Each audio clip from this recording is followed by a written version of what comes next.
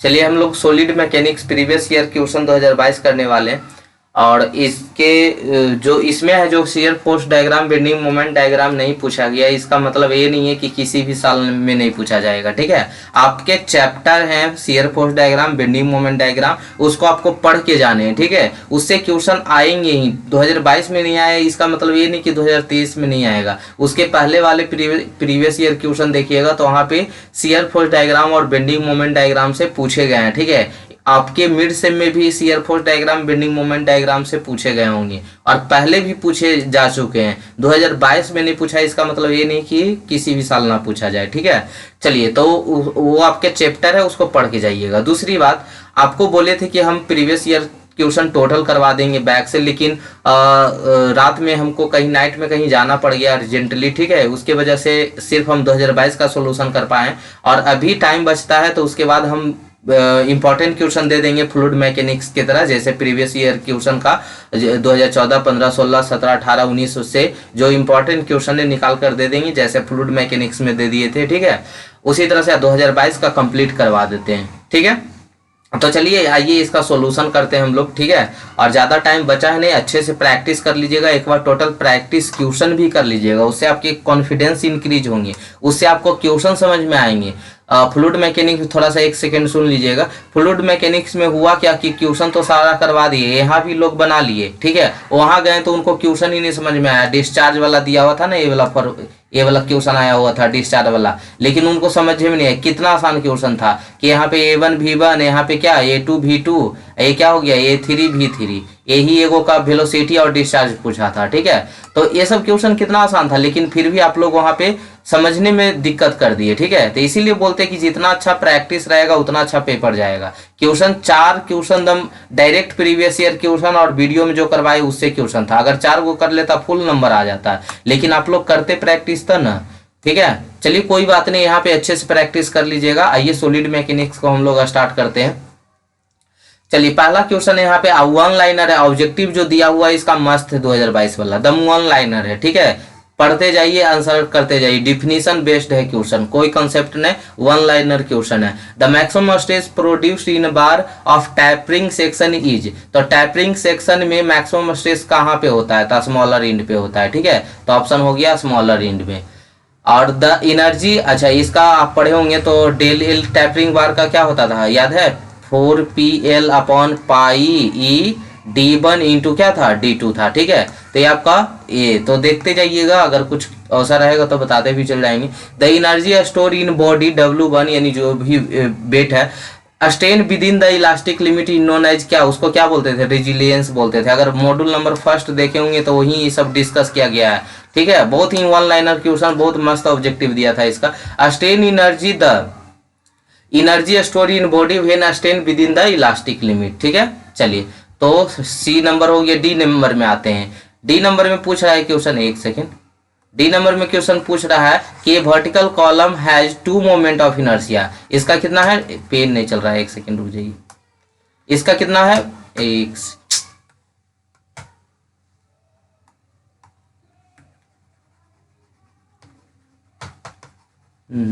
एक सेकेंड बाबू रुक जाइए। चलिए देखिए अब चलने लगा। हाँ, तो क्या बोल रहा है, a vertical column has 2 moment of inertia IXX and I the column will tend to buckle in the direction of the.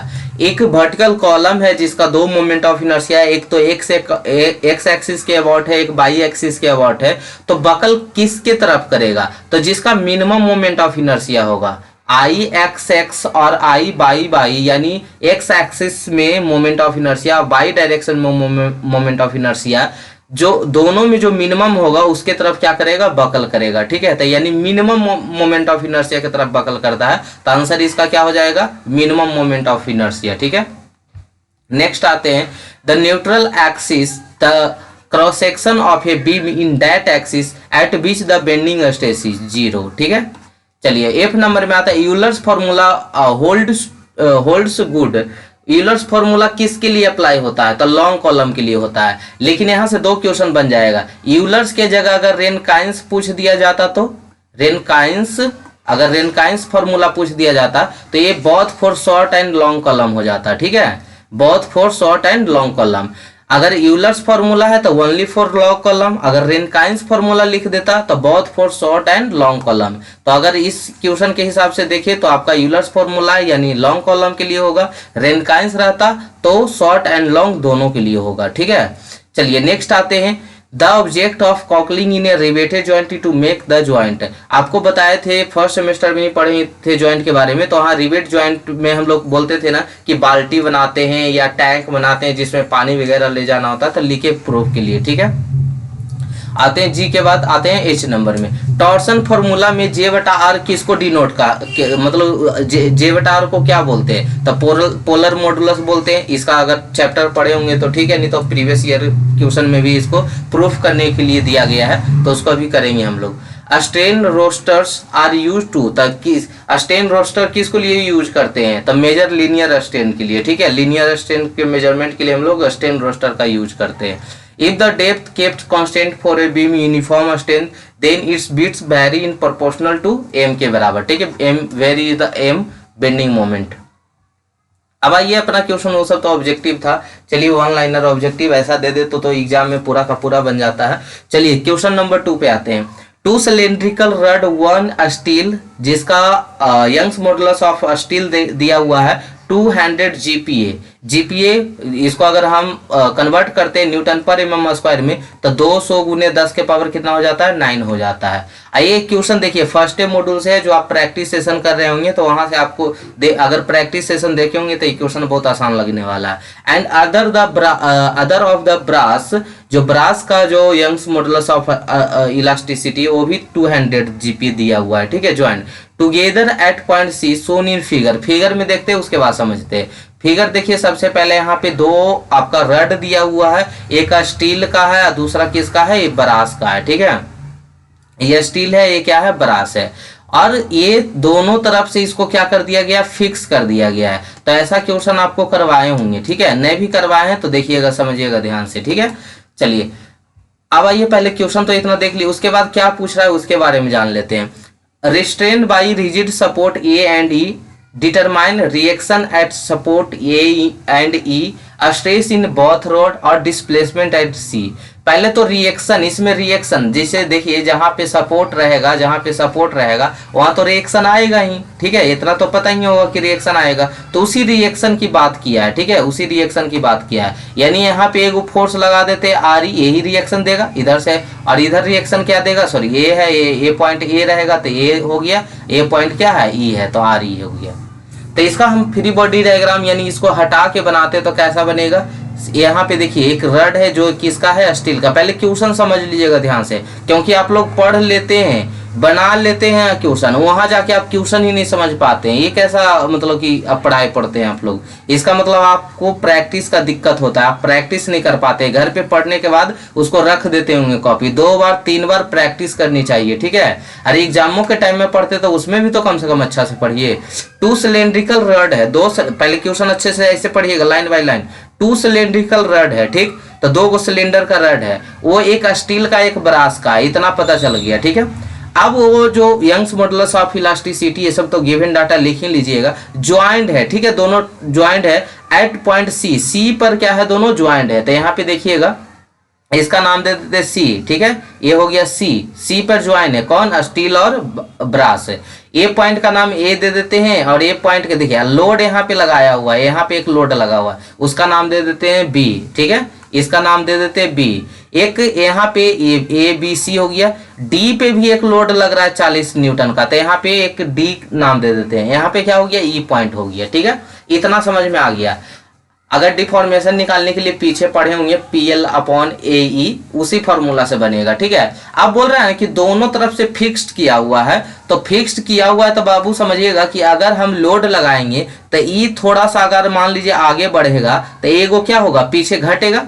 अगर स्टील आगे बढ़ेगा क्योंकि फिक्स्ड है, बाहर तो जाने से रहा ही, ध्यान से समझिएगा इसको, बाहर तो जाने से इलॉन्गेशन जब होगा तो बाहर तो जाएगा नहीं, क्योंकि दोनों तरफ से फिक्स है। तो अगर एगो आगे बढ़ेगा, एगो आगे इलॉन्गेट हुआ तो एगो क्या होगा, धंसेगा थोड़ा। एगो अगर आगे बढ़ रहा है तो एगो पीछे जाएगा थोड़ा सा, यानी एगो में टेंसाइल नेचर का होगा तो दूसरा क्या होगा, कंप्रेसिव नेचर का होगा। बात समझ में आ रहा है। अगर एगो टेंसाइल नेचर का होगा तो दूसरा कंप्रेसिव नेचर होगा, है ना।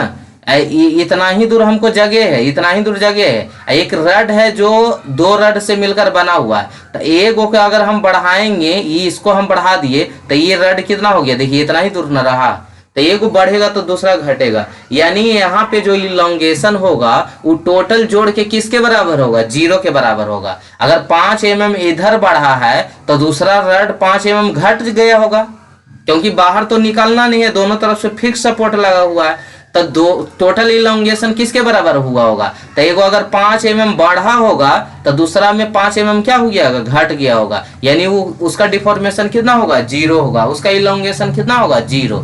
तो हम लोग डेल एल के बारे में पढ़े थे, चैप्टर फर्स्ट प्रैक्टिस किए होंगे, तो डेल एल के बारे में पढ़े थे, जिसमें PL/AE फार्मूला पढ़े थे, याद आया होगा। इसीलिए बोले थे क्वेश्चन प्रैक्टिस कीजिएगा तो प्रीवियस ईयर क्वेश्चन समझने में आसानी होती है, ठीक है। तो del L equal to PL/AE, तो दोनों में जो डिफॉर्मेशन होगा वो दोनों जोड़ने के बाद कितना होगा, 0 के बराबर। यहीं तक समझना था, इसके बाद तो आप बना ही लेंगे, ठीक है। यहीं तक समझना था कि किन्हीं को ये नहीं समझ में आ रहा होगा कि इसका डिफॉर्मेशन 0 कैसे हुआ। तो दोनों तरफ से फिक्स्ड है, एक बढ़ेगा तो दूसरा घटेगा। यानी मान लीजिए दोनों ये स्टील अगर बढ़ के मान लीजिए यहाँ हो गया, बढ़ के मान लीजिए यहाँ हो गया, तो ये कितना बढ़ा, 5 mm।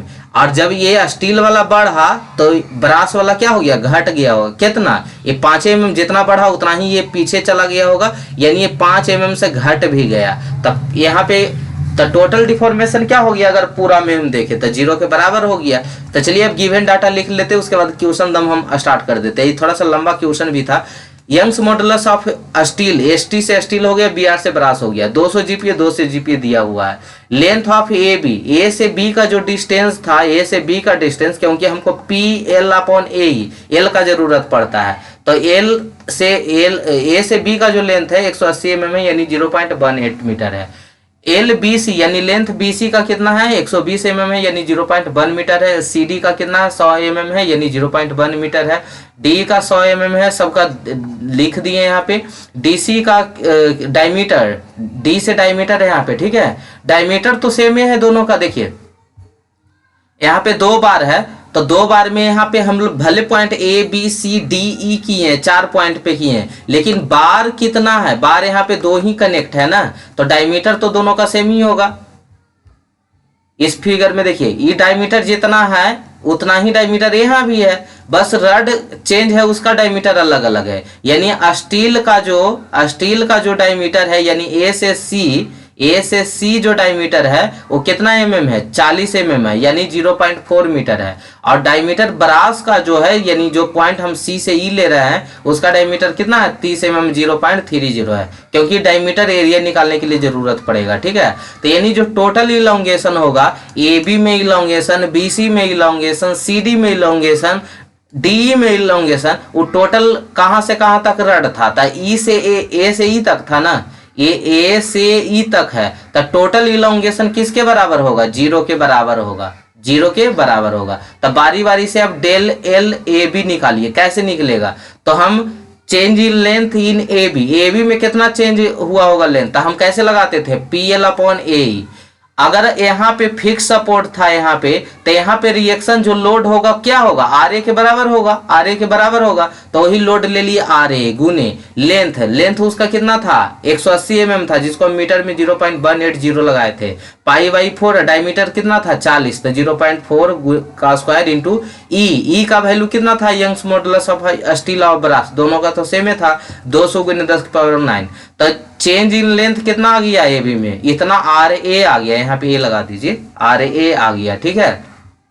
क्योंकि RA का तो वैल्यू नहीं मालूम है, तो RA रहने दिए, ठीक है।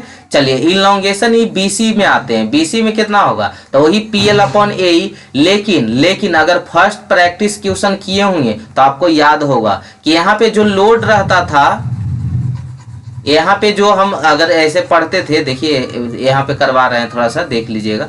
देखिए फर्स्ट में पढ़े होंगे तो याद है कि लोड RA इधर जाता था, तो फिर हम इस पॉइंट पे, जिस पॉइंट पे हम आते थे, तो RA इधर, अगर इधर डायरेक्शन तो प्लस ले रहे हैं, तो उधर डायरेक्शन में तो क्या लेते थे, माइनस, याद आया। अगर क्वेश्चन प्रैक्टिस किए होंगे तो वहां पे डिटेल से बताए थे कि जैसे सेक्शन होता है अलग अलग, वहां पे सेक्शन करके दिया रहता था। तो इसमें 30 किलो न्यूटन का लोड लगा रहा है और इसमें आके मान लीजिए 20 किलो न्यूटन का लोड हो गया, तो कैसे करते थे, 30 माइनस 20 करते थे, तो इसमें नेट लोड बचता था, है ना, याद आया। तो उसे आर ए माइनस कितना हो जाएगा 60 है। तो यानी बीसी पोर्शन में, बी से सी पोर्शन में आर ए बी को आर ए खींच रहा था, तो बीसी पोर्शन में 60 इधर है, यानी यहाँ पे क्या बचेगा आर ए माइनस कितना 60, आर ए माइनस 60।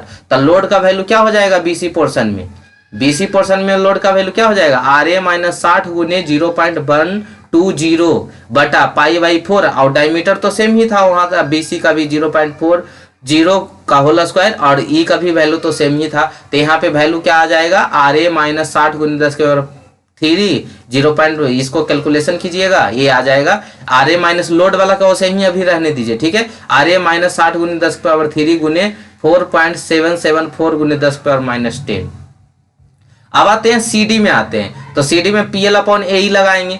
तो पीएल अपॉन ए सीडी पोर्शन में अगर हम जाते हैं, सीडी पोर्शन में देखने जाते हैं तो देखिए कौन सा लोड होगा यहाँ पे सीडी पोर्शन में, एक सेकेंड, सीडी पोर्शन में आते हैं तो सी से डी पोर्शन में यहां तक यही लोड ना काम करेगा, क्योंकि डी के बाद अलग 40 किलो न्यूटन का लोड आ रहा है। तो बी से डी तक का कितना लोड है, एक ही लोड में काम करेगा ना, ये जो आर ए माइनस 60 था, आर ए माइनस 60 था, तो सी डी में भी क्या होगा वही लोड काम करेगा, यानी आर ए माइनस 60 हो जाएगा, आर ए माइनस 60। तो आर ए माइनस 60 के अच्छा सब किलो न्यूटन में था इसलिए 10 के पावर 3 है, गुने ये मीटर लेंथ हो गया 0.10 दिया हुआ था, पाई बाई 4 0.03 का whole square, Young's model of elasticity 200 दिया हुआ था। लेंथ देख लीजिएगा एक बार, ठीक है, अपने क्वेश्चन में एक बार सभी अच्छे से पढ़ लेंगे गिवन डाटा। देखिए इसका 100 था, इसका भी 100 है, ठीक है। चलिए अब आते हैं अच्छा नेक्स्ट पोर्शन में जब जाएंगे बाबू, यहाँ पे किस में था, डी से ई में जाएंगे तो क्या होगा बताइए। तो अगर हम डी से ई में जाते हैं, डी से ई में जाते हैं तो यहाँ पे देखिए 40 किलो न्यूटन का लोड मिल रहा है, तो आर ए माइनस 60 है पहले से, और इस डायरेक्शन वाला को माइनस ले रहे हैं, तो 40 भी उसी डायरेक्शन में, तो 60 है 40 कितना हो जाएगा 100 हो जाएगा। आया समझ में, आया लोड समझ में, क्योंकि लोड समझ में आ गया होगा तो बन ही जाएगा, तुरंत क्वेश्चन बन जाएगा। ये कितना था सी डी तक कितना था, आर ए माइनस 60 था, आर ए माइनस 60 था, तो डी से ई में जाते हैं तो 40 किलो न्यूटन का लोड 60 की तरफ डायरेक्शन में, तो 60 40 क्या हो जाएगा 100 हो जाएगा, तो आर ए माइनस 60 और 40 100 हो गया, ठीक है। तो अगला में हम क्या फॉर्मूला यूज करेंगे, सेक्शन डी से ई में क्या करेंगे, आर ए माइनस 100 के पावर 10 100 गुने 10 के पावर 3 गुने 0.10 इसका लेंथ था, पाई बाई 4 0.03 का होल स्क्वायर इंटू 200 इंटू 10 के पावर 9, ठीक है। तो यहां से किसका वैल्यू निकल गया, change in length in D portion, ठीक है। तो आर ए माइनस 100 गुने 10 के पावर 3 गुने 7.07 गुने 10 के पावर माइनस 10। अब हम टोटल इलॉन्गेशन किसके इक्वल बताए थे, 0 के इक्वल बताए थे, क्यों बताए थे वो भी बता दिए थे। तो अब ए बी में जितना आया होगा, बी सी में जितना आया होगा, सी डी में जितना आया होगा, डी में जितना आया होगा जोड़ दीजिएगा, तो सभी का वैल्यू देखिएगा। यहाँ पे वहां गलती से मिस्टेक से आर ए छूट गया था, तो एक बार फिर से इसका कैलकुलेशन कर लीजिए, बस कैलकुलेशन करना है, क्योंकि इसमें देखिए सबके बराबर 0 है, तो आर ए यहाँ से निकल जाएगा। कैलकुलेशन करने आता है ना बाबू, इसमें कोई दिक्कत नहीं ना, बाकी सब सही है। यहाँ पे आर ए छूट गया था वहां मिस्टेक से, तो कैलकुलेशन तो आर ए छोड़ ही के हुआ होगा, इसलिए फिर से खुद से कैलकुलेशन इसका कीजिएगा, ठीक है। तो आर ए का वैल्यू रख के कीजिएगा, तो यहाँ से आर ए का वैल्यू निकल जाएगा, किन्हीं को कोई प्रॉब्लम नहीं होना चाहिए। पहले क्या कर लीजिएगा, गुना कर लीजिएगा 4.744 गुने आर ए, ठीक है। चलिए यहाँ पे लिख देते हैं आर ए, यहाँ पे बाकी सब सही है, खाली यहाँ पे आर ए लगा दीजिए, फिर कैलकुलेशन कीजिएगा तो आर ए वाला जोड़ के यहाँ पे अलग खाली वैल्यू आएगा, ठीक है। तो यहाँ से आर ए का वैल्यू निकल जाएगा ना, कैलकुलेशन आई होप कर ही लेंगे, उतना भी बच्चा नहीं है आप लोग, ठीक है। तो आर ए का वैल्यू निकल गया, जब आर ए का वैल्यू निकल गया तो आर ई का वैल्यू, एगो तो सपोर्ट रिएक्शन आ गया आंसर आपका, एक सपोर्ट रिएक्शन आ गया, 2 सपोर्ट रिएक्शन था ना, एक आर ए का वैल्यू था, एक क्या था आर ई का वैल्यू था, ठीक है। तो हम आर ए और आर ई फोर्स को इक्विलिब्रियम कर दे।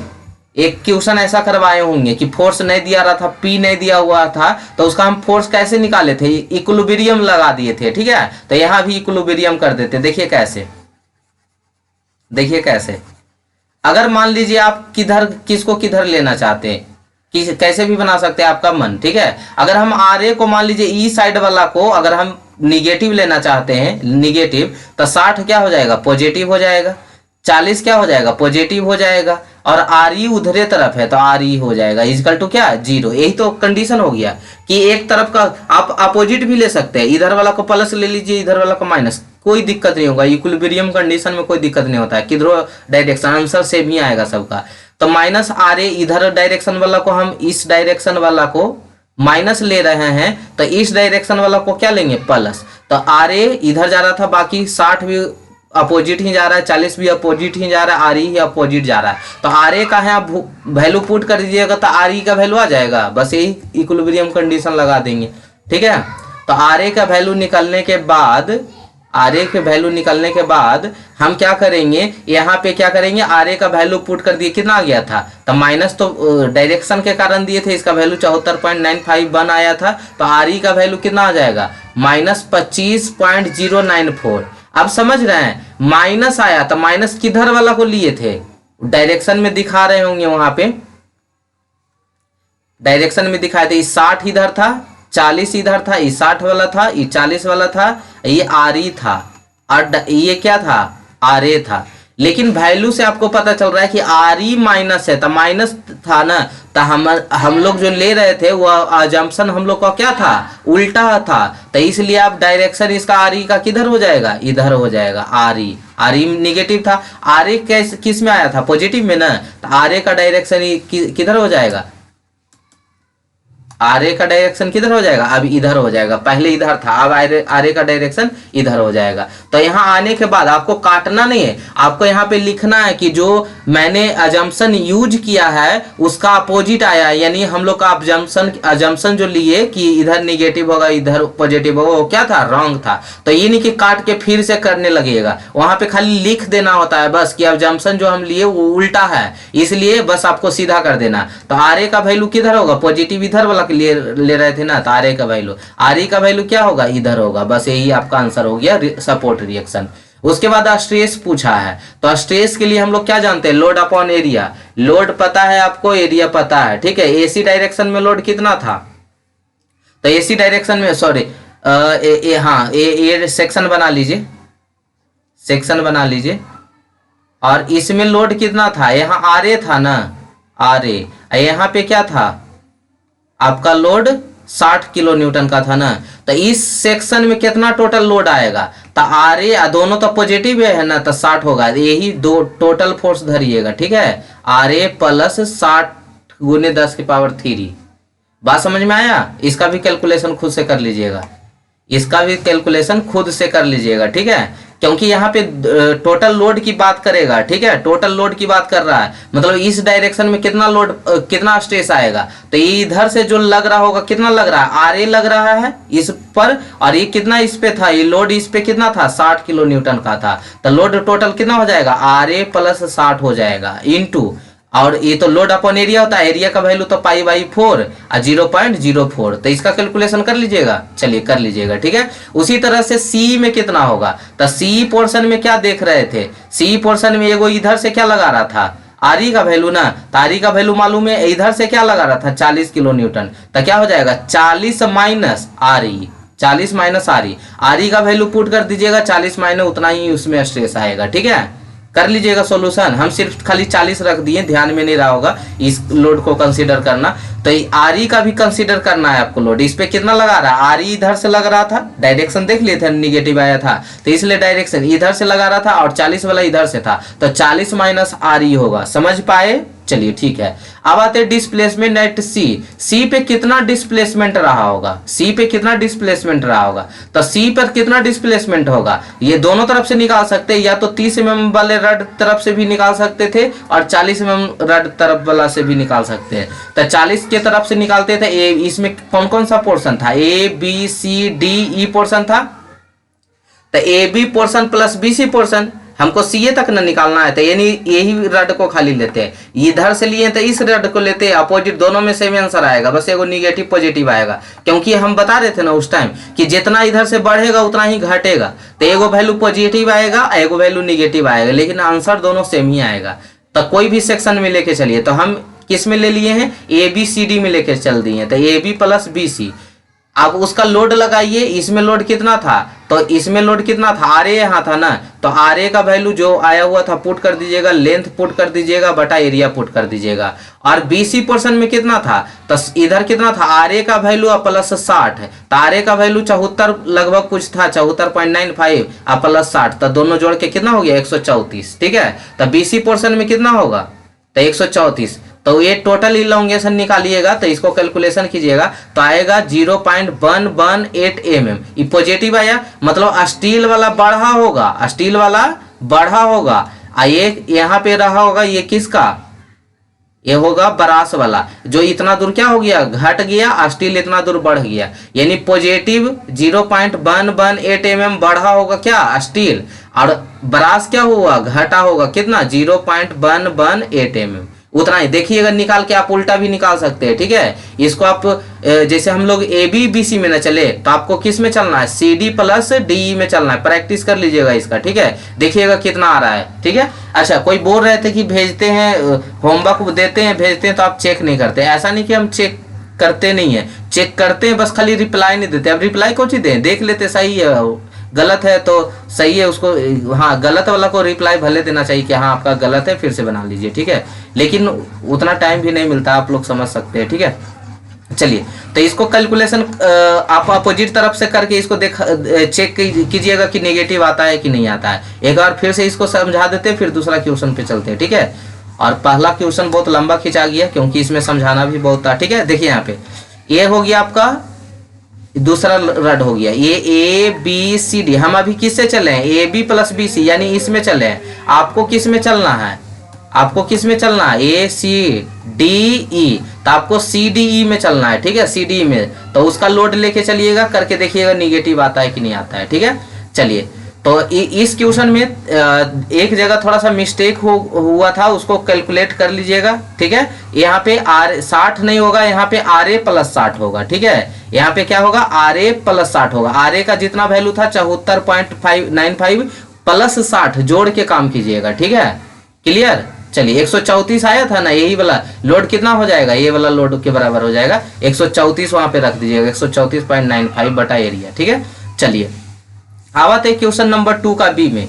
क्वेश्चन नंबर 2 का बी में आते हैं, ए 250 mm लॉन्ग एल्यूमिनियम ट्यूब है, ऑफ 36 mm आउटर डायमीटर है एंड 28 mm लीनियर ने इनर डायमीटर होगा। ठीक है, इनर, आउटर है inner, inner diameter may be closed at both end by means of single threaded screw 1.5 mm.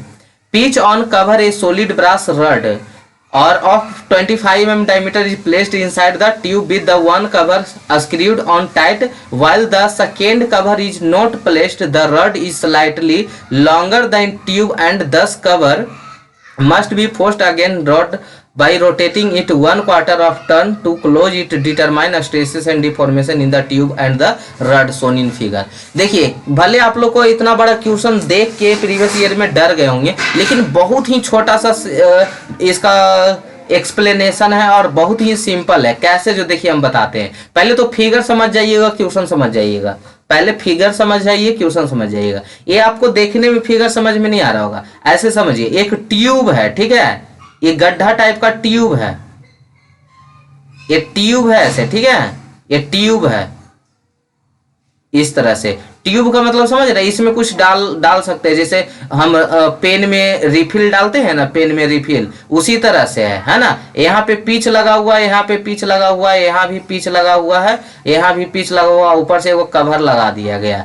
इधर से भी कवर है, जो कवर क्या है, अलग है, माने लगा हुआ नहीं है। इसमें एक रड डाला गया है, इसमें क्या डाला गया, एक रड डाला गया जो 25 mm का है। बाहर से एक रड डाला हुआ, रड का जो लेंथ है वो थोड़ा सा बड़ा है।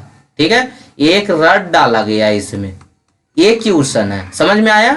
ऐसे फिगर देख के आप देख रहे होंगे प्रीवियस ईयर क्वेश्चन में, तो नहीं समझ में आता होगा कि फिगर क्या कह रहा है। अब समझ में आ गया कि एक मान लीजिए सिलेंडर टाइप का है। ठीक है, और उसमें हम कोई रड डाल रहे हैं, बात समझ में आया। चलिए, अब ये थोड़ा सा बड़ा है, इसका मतलब इसको ये कवर लगाएंगे तो ये क्या होगा, कंप्रेस होगा, मतलब यहाँ पे निगेटिव डिफॉर्मेशन आएगा। बात समझ में आ रहा है? ये रड थोड़ा सा बड़ा है तो इसमें कैसा डिफॉर्मेशन आएगा, निगेटिव डिफॉर्मेशन आएगा, समझ पा रहे हैं? तो ही यहाँ पे जो क्वेश्चन पूछ रहा है ना, स्ट्रेस पूछा है। और अच्छा इसमें एक पिच भी दिया हुआ है, तो पूछ रहा है ना यहाँ पे क्वेश्चन कहाँ गया, कहाँ से पूछा है, एक बार फिर से पढ़िए ऊपर से क्वेश्चन। आप देखिए फिगर समझ लिए ना, अब क्वेश्चन समझ में आ जाएगा। भले देखिए इसमें थोड़ा सा टाइम लगेगा, कोई मतलब कि जो स्पीड में पढ़े वाले होंगे तो इस पे एक फीचर भी होता है यूट्यूब पे स्पीड बढ़ाने वाला, वो बढ़ा लीजिएगा, ठीक है। लेकिन हमको सभी को देखकर चलना है, एकदम एक एक लाइन को समझाएंगे, ठीक है। जिनको कभी नहीं पढ़े वो भी समझ सके, ठीक है। आपको टाइम ज़्यादा लग रहा है कि टाइम ज़्यादा लग रहा है तो आप स्पीड बढ़ा लीजिए, ठीक है। और या ज़्यादा समझ सकते हैं तो पीडीएफ से ही समझ लीजिए, वीडियो देखने की क्या ज़रूरत है, ठीक है। चलिए देखिए यहाँ पे ये 250 mm लॉन्ग एल्यूमिनियम ट्यूब है। जो अभी ट्यूब बता रहे थे, ट्यूब में हम क्या डालेंगे, रड डालेंगे, ठीक है। तो एक ट्यूब है, ट्यूब कैसा है, एक खोखलाकार है, मतलब ऐसे करके जहाँ पे जगह है एक बना हुआ इस तरह से ट्यूब है, और इसमें हम क्या डालेंगे, रड डालेंगे, ठीक है। इसमें क्या डालेंगे, रड डालेंगे। तो एक 25 mm लॉन्ग एल्यूमिनियम ट्यूब है, इसका लेंथ कितना है, 250 mm का है, और जिसका Young's modulus of elasticity 70 GPa है ऑफ 36 mm आउटर डायमीटर। इसका बाहर का डायमीटर कितना है, बाहर का डायमीटर कितना है, 36 mm है, और अंदर का डायमीटर 28 mm है। तो एरिया कैसे निकालेंगे, पाई/4, 36 का स्क्वायर और माइनस किसका, 28 का स्क्वायर, माइनस किसका, 28 का स्क्वायर। तो एरिया ट्यूब का ऐसे निकलेगा, क्योंकि ये क्या है, हॉलो है, ठीक है। एक 36 mm आउटर डायमीटर 36 है, इनर डायमीटर कितना है आपका 28 mm है। Closed at both and by means single threaded screw of 1.5, pitch का वैल्यू दिया वो 1.5 mm। तो इससे डिफ्लेक्शन हम लोग कैसे निकालते हैं, अब 1/4 बोला है तो 1/4 गुने 1.5 कर देंगे तो क्या निकल जाएगा, इसका डिफ्लेक्शन निकल जाएगा, ठीक है, टोटल डिफ्लेक्शन। तो ये तो बात की बात है, अभी पढ़िए ये सॉलिड बार। अब क्या किया, आप दूसरा क्वेश्चन पढ़िएगा रड के बारे में, तो ट्यूब के बारे में इतना बता दिए, ठीक है। अब रड के बारे में पढ़िए, ये सॉलिड ब्रास रड जिसका दिया हुआ है Young's modulus of elasticity 105 GPa यानी 105 × 10⁹ ऑफ 25 mm डायमीटर। रड का डायमीटर कितना है, 25 mm है। Place inside the tube with one cover screwed and tight while the second cover is not placed।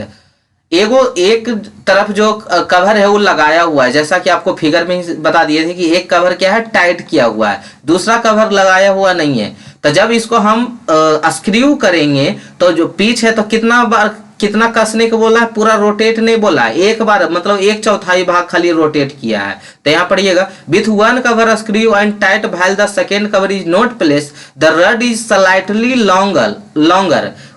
Rod है जो थोड़ा सा बोले थे ना कि बाहर निकला हुआ है, थोड़ा सा बढ़ा हुआ है, हम शुरू में ही बोल दिए थे, इसीलिए बोले थे कि क्वेश्चन पढ़ने में आसान लगेगा। Then tube and this cover must be forced against rod by rotating. जब हम उस पर फोर्स लगाते हैं तो वो रड रोटेट करता है, कितना रोटेट करता है, 1/4 मतलब 1/4। अब पिच कितना था 1.5, तो इसमें टोटल डिफॉर्मेशन कितना आ जाएगा, 1/4 गुने 1.5, तो टोटल डिफॉर्मेशन हो गया। तो स्ट्रेस एंड डिफॉर्मेशन निकालने बोल रहा है कि इसमें कितना डिफॉर्मेशन हुआ, कितना चेंज इन लेंथ हुआ, अब कितना स्ट्रेस हुआ। तो स्ट्रेस के लिए पढ़ाए थे हम लोग लोड अपॉन एरिया और डिफॉर्मेशन PL/AE, बस यही दोनों फॉर्मूला लगेगा। तो देखिए मॉड्यूल नंबर फर्स्ट से ही है ना, इसीलिए ना बोले थे कि क्वेश्चन प्रैक्टिस करके आइएगा तब ना समझिएगा। कोई पहली बार देख रहा होगा ना, उसको हवा भी नहीं लग रहा होगा, ठीक है। आप लोग पढ़े होंगे, अगर प्रैक्टिस किए होंगे ना, जितना भी क्वेश्चन करवाए हैं, तो आपको बस आप खाली एक्स्ट्रा एडवांस चीज क्या यहाँ पे जुड़ा है उसके बारे में जानना था, बाकी कैलकुलेशन आपको पता है। फर्स्ट वाला में कोई बोर हो गए होंगे उतना लंबा क्वेश्चन देख के, वही बोर हुआ होगा जो प्रैक्टिस क्वेश्चन नहीं किया होगा, ठीक है। क्योंकि इतना आसान क्वेश्चन था, खाली हमको वहां पे टर्म समझाना था कि क्यों 0 हुआ,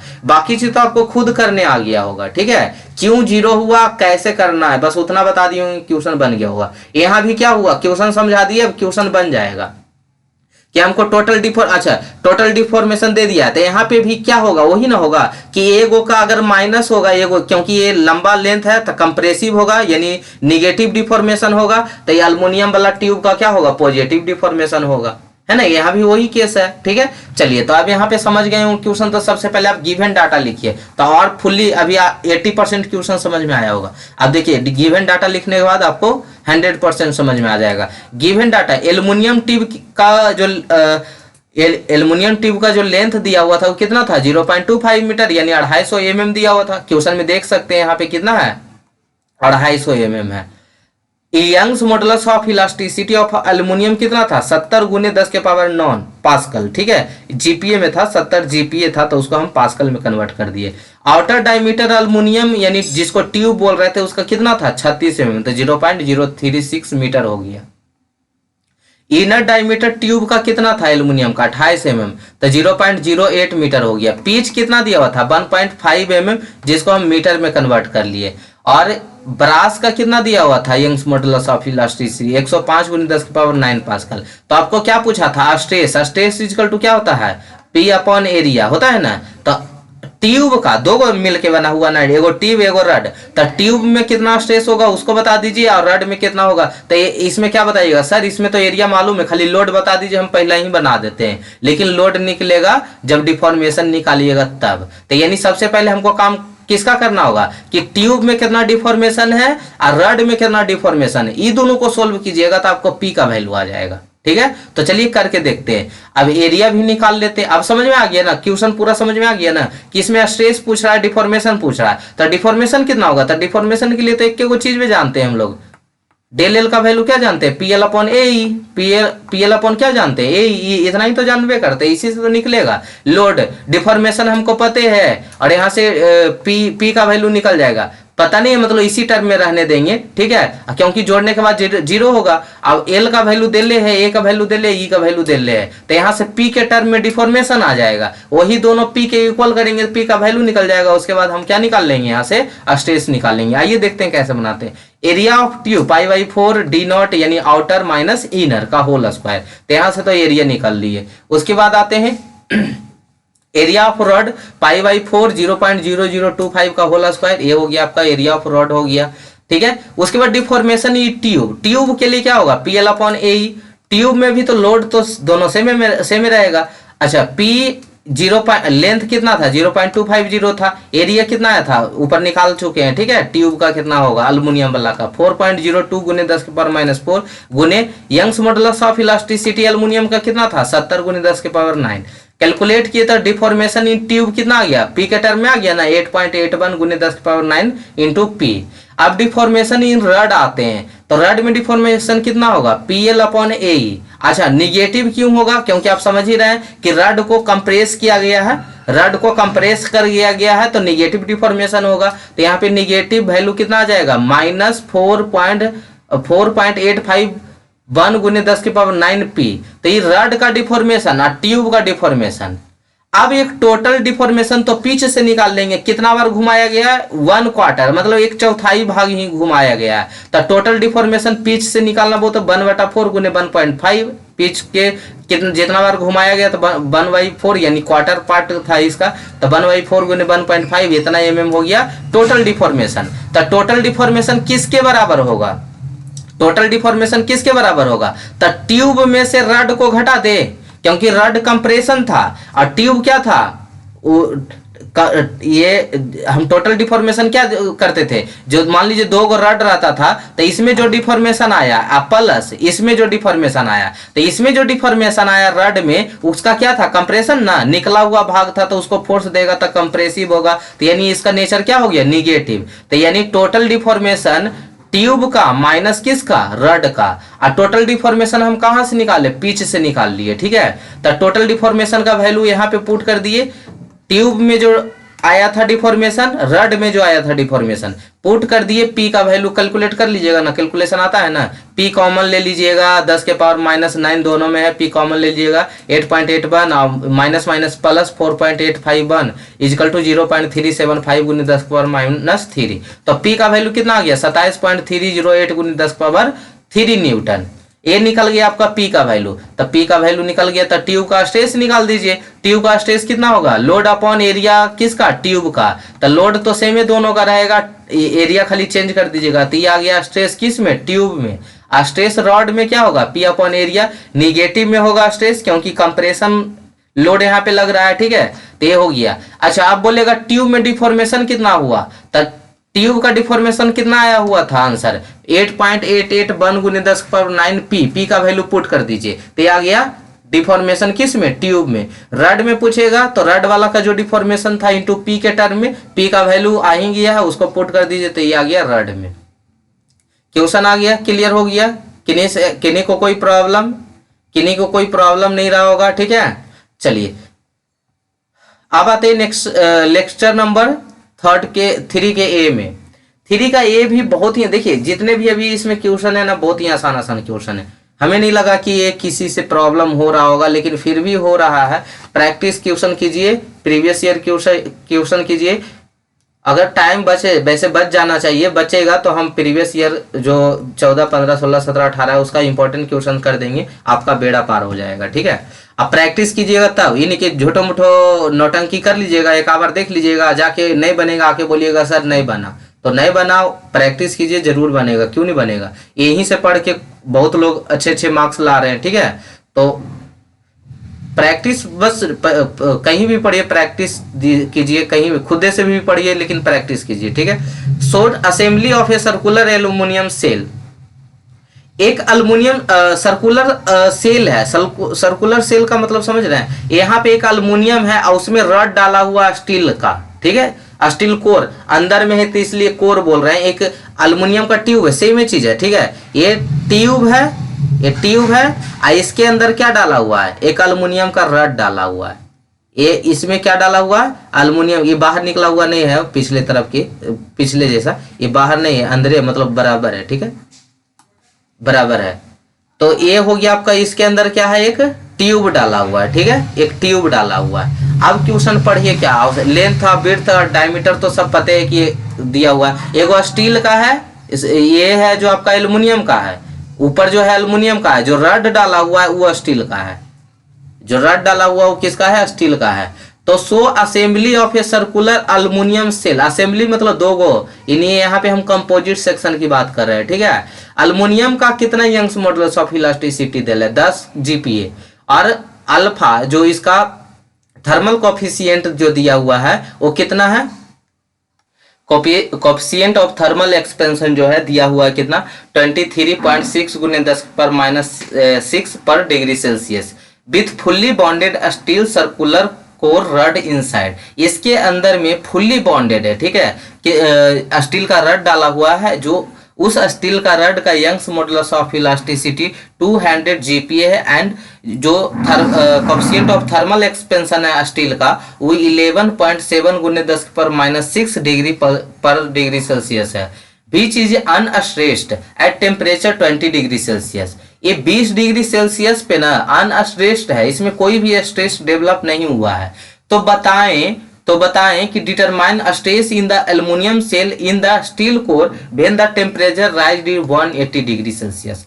अगर इस ट्यूब में जो आपका क्या बोलते हैं सेल बना हुआ है, कंपोजिट सेक्शन अल्युमिनियम और स्टील का, उसमें अगर हम 20 डिग्री सेल्सियस से 180 डिग्री सेल्सियस उस पर टेम्परेचर दे दे तो उसमें क्या स्ट्रेस आएगा, ठीक है, क्या स्ट्रेस आएगा उसकी बारे में बात कर रहा है, ठीक है। तो स्ट्रेस निकालने के लिए आपको क्या क्या चाहिए, जो पहले बताइए। तो स्ट्रेस निकालने के लिए हमको क्या चाहिए, लोड अपॉन एरिया चाहिए। क्या चाहिए हमको, लोड अपॉन एरिया। अच्छा, उसके बाद अच्छा एक तरह से और ना स्ट्रेस निकलता है, स्ट्रेन से निकलता है ना, स्ट्रेन से निकलता है। स्ट्रेन से कैसे निकाल, स्ट्रेन का यूज करके भी निकाल सकते हैं, स्ट्रेन इंटू क्या, यंग्स मॉडुलस ऑफ इलास्टिसिटी, इससे भी निकाल सकते हैं। तो सबसे बेटर तो यही रहेगा, लोड इस सिग्मा को कर देंगे लोड अपॉन एरिया, और strain Young's modulus of elasticity दिया हुआ ही है, तो स्ट्रेन से हम लोग पहले लोड निकाल लेंगे, ठीक है, क्योंकि हम जानते हैं कि यहाँ पे जो स्ट्रेन होगा स्टील में और एल्युमिनियम में सेम ही होगा। तो इक्विलिब्रियम कंडीशन लगा के, यानी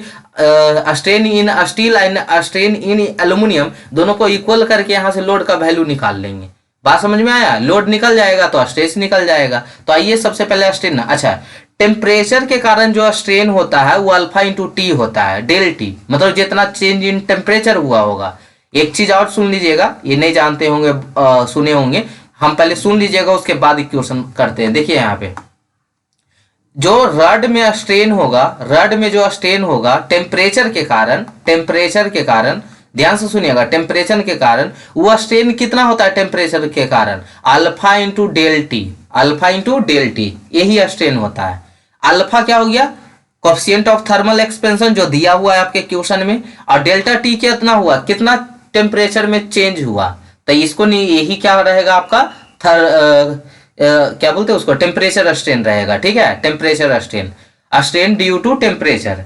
अब एरिया ऑफ स्टील पहले फाइंड आउट कर लीजिए, एरिया ऑफ अल्युमिनियम वाला जो था उसको फाइंड आउट कर लीजिए। उसके बाद गिवन डाटा लिख लीजिए कि यार अल्युमिनियम सेल जो है उसका कितना है, यंग्स मॉडल ऑफ इलास्टिसिटी, यहाँ पे अल्युमिनियम है इसलिए ए किया हुआ है, ठीक है, स्टील में एस किया हुआ है, तो यंग्स मॉडुलस ऑफ अल्युमिनियम कितना है 70 जीपी यानी 70 गुने 9, और कोफिशिएंट ऑफ थर्मल एक्सपेंशन 23.6 गुने 10⁻⁶। ठीक है, स्टील के लिए यंग्स मॉडुलस ऑफ इलास्टिसिटी 200 है, और आपका यहाँ पे thermal coefficient of thermal expansion steel में कितना है 11.7 गुने 10⁻⁶ पर डिग्री सेल्सियस है। अनस्ट्रेस्ड और इनिशियल टेम्परेचर 20 डिग्री सेल्सियस था, और जब हम टेम्परेचर को बढ़ाते हैं तो कितना है 180 डिग्री सेल्सियस है, तो डेल्टा टी कितना होगा, चेंज इन टेम्परेचर कितना होगा 180 माइनस 20 डिग्री सेल्सियस। अब आते हैं एक चीज, अभी ये तो बता ही दिया आपको कि टेम्परेचर स्ट्रेन कितना होता है, अल्फा इंटू डेल टी होता है। टोटल स्ट्रेस कितना हो जाएगा एल्युमिनियम में, एक तो उस पे जो प्रेशर लग रहा है उसके वजह से, और दूसरा हो जाएगा टेम्परेचर की वजह से, वो टोटल स्ट्रेन के बराबर होगा।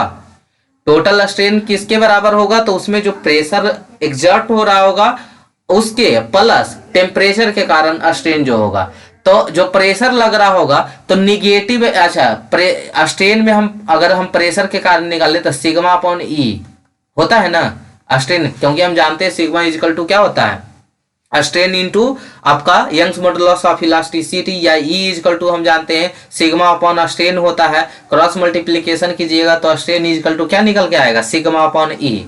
तो सिग्मा अपॉन ई तो होता है, लेकिन यहाँ निगेटिव लगा हुआ है, क्यों निगेटिव लगा है क्यों, तो जिसका यहाँ पढ़िएगा कि अगर टेम्परेचर राइज करता है, अगर टेम्परेचर बढ़ता है, तो जिस मेटल को आप देख रहे हैं उसका अगर अल्फा, अल्फा मतलब कोफिशिएंट ऑफ थर्मल एक्सपेंशन अगर ज्यादा रहेगा तो कंप्रेशन में होगा, कंप्रेशन मतलब माइनस में होगा। अगर thermal coefficient of thermal expansion कम होगा तो टेंशन में होगा, मतलब पॉजिटिव में होगा।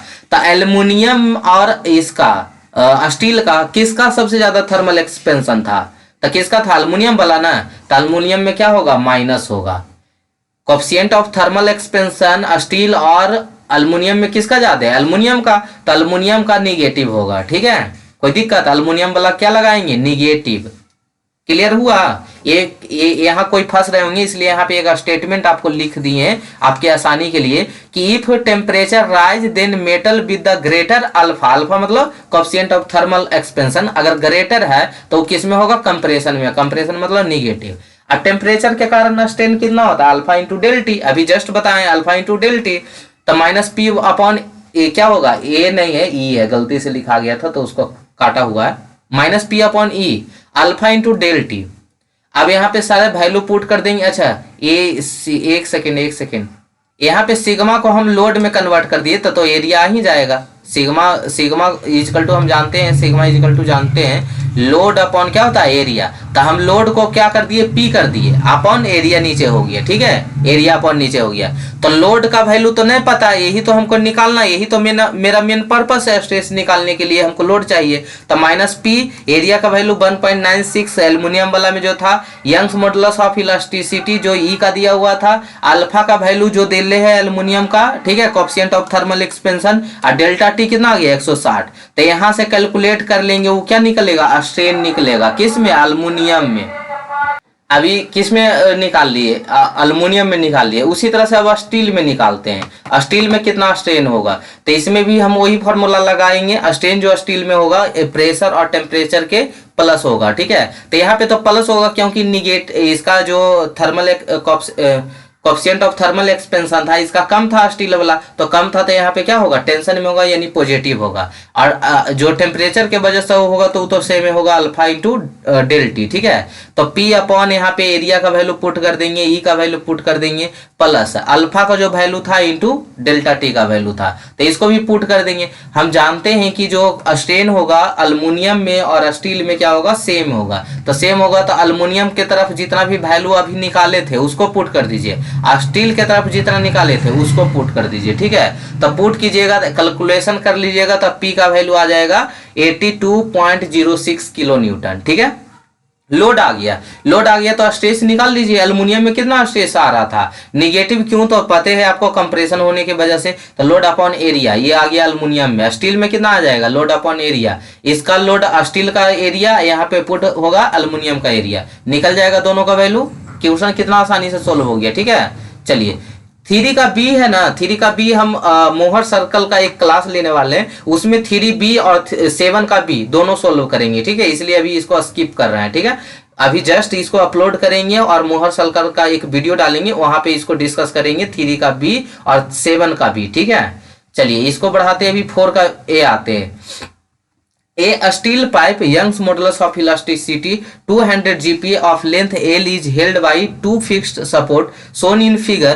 When mounted, the temperature of the pipe was 20 degrees in use. However, the cold fluid moved through the pipe, causing it to cool considerably. The pipe has a uniform temperature minus 50 degrees Celsius in use. The coefficient of linear expansion of the material is 12 × 10⁻³ minus 6 पर degree Celsius for the working temperature range.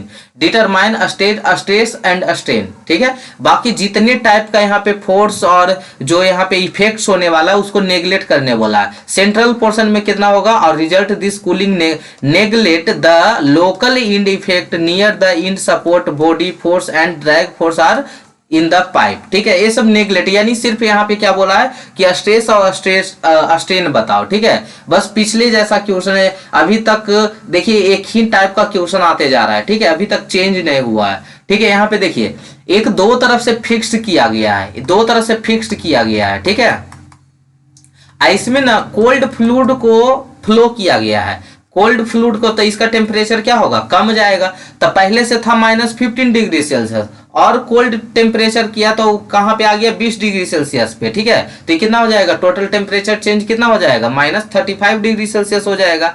Alpha का value दिया है, coefficient of thermal expansion का value दिया हुआ था 12 × 10⁻⁶ पर degree Celsius.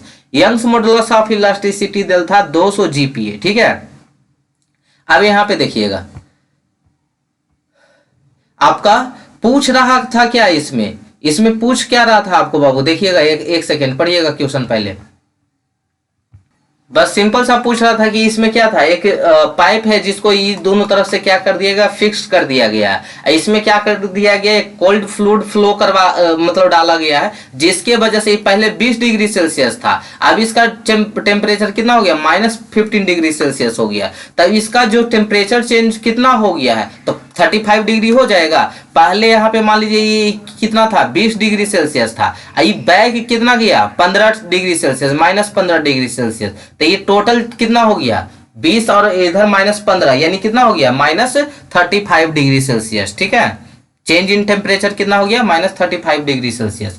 अब ये सब चीज समझ में आ गया। तो बोल रहा है कि इसमें स्ट्रेस और स्ट्रेन की बात कर रहा है, तो हमको तो सबसे पहले ये बताइए कि स्ट्रेस और स्ट्रेन किधर डेवलप होगा। पहले ये स्ट्रेस और स्ट्रेन को समझना होगा, उसके बाद ही क्वेश्चन ये बनेगा आपसे। देखिए यहाँ पे ये फिक्स्ड किया हुआ है, फिक्स्ड किया हुआ है, तो बताइए इस डायरेक्शन में, इसको हम बाई डायरेक्शन ले लेते हैं, तो बाई डायरेक्शन में स्ट्रेन आएगा, बाई डायरेक्शन में स्ट्रेन आएगा, नहीं आएगा। यहाँ क्या हो जाएगा, 0, ठीक है। स्ट्रेन होता है change in length upon original length.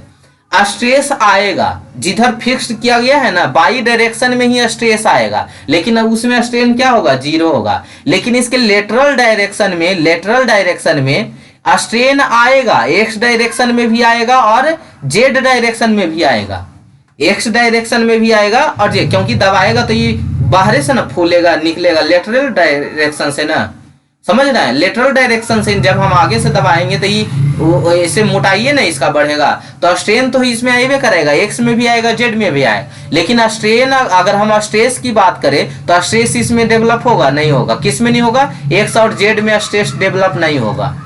इतना समझ में आया। यानी आपको स्ट्रेस कहाँ निकालना है, तो स्ट्रेस निकालना है बाई डायरेक्शन में।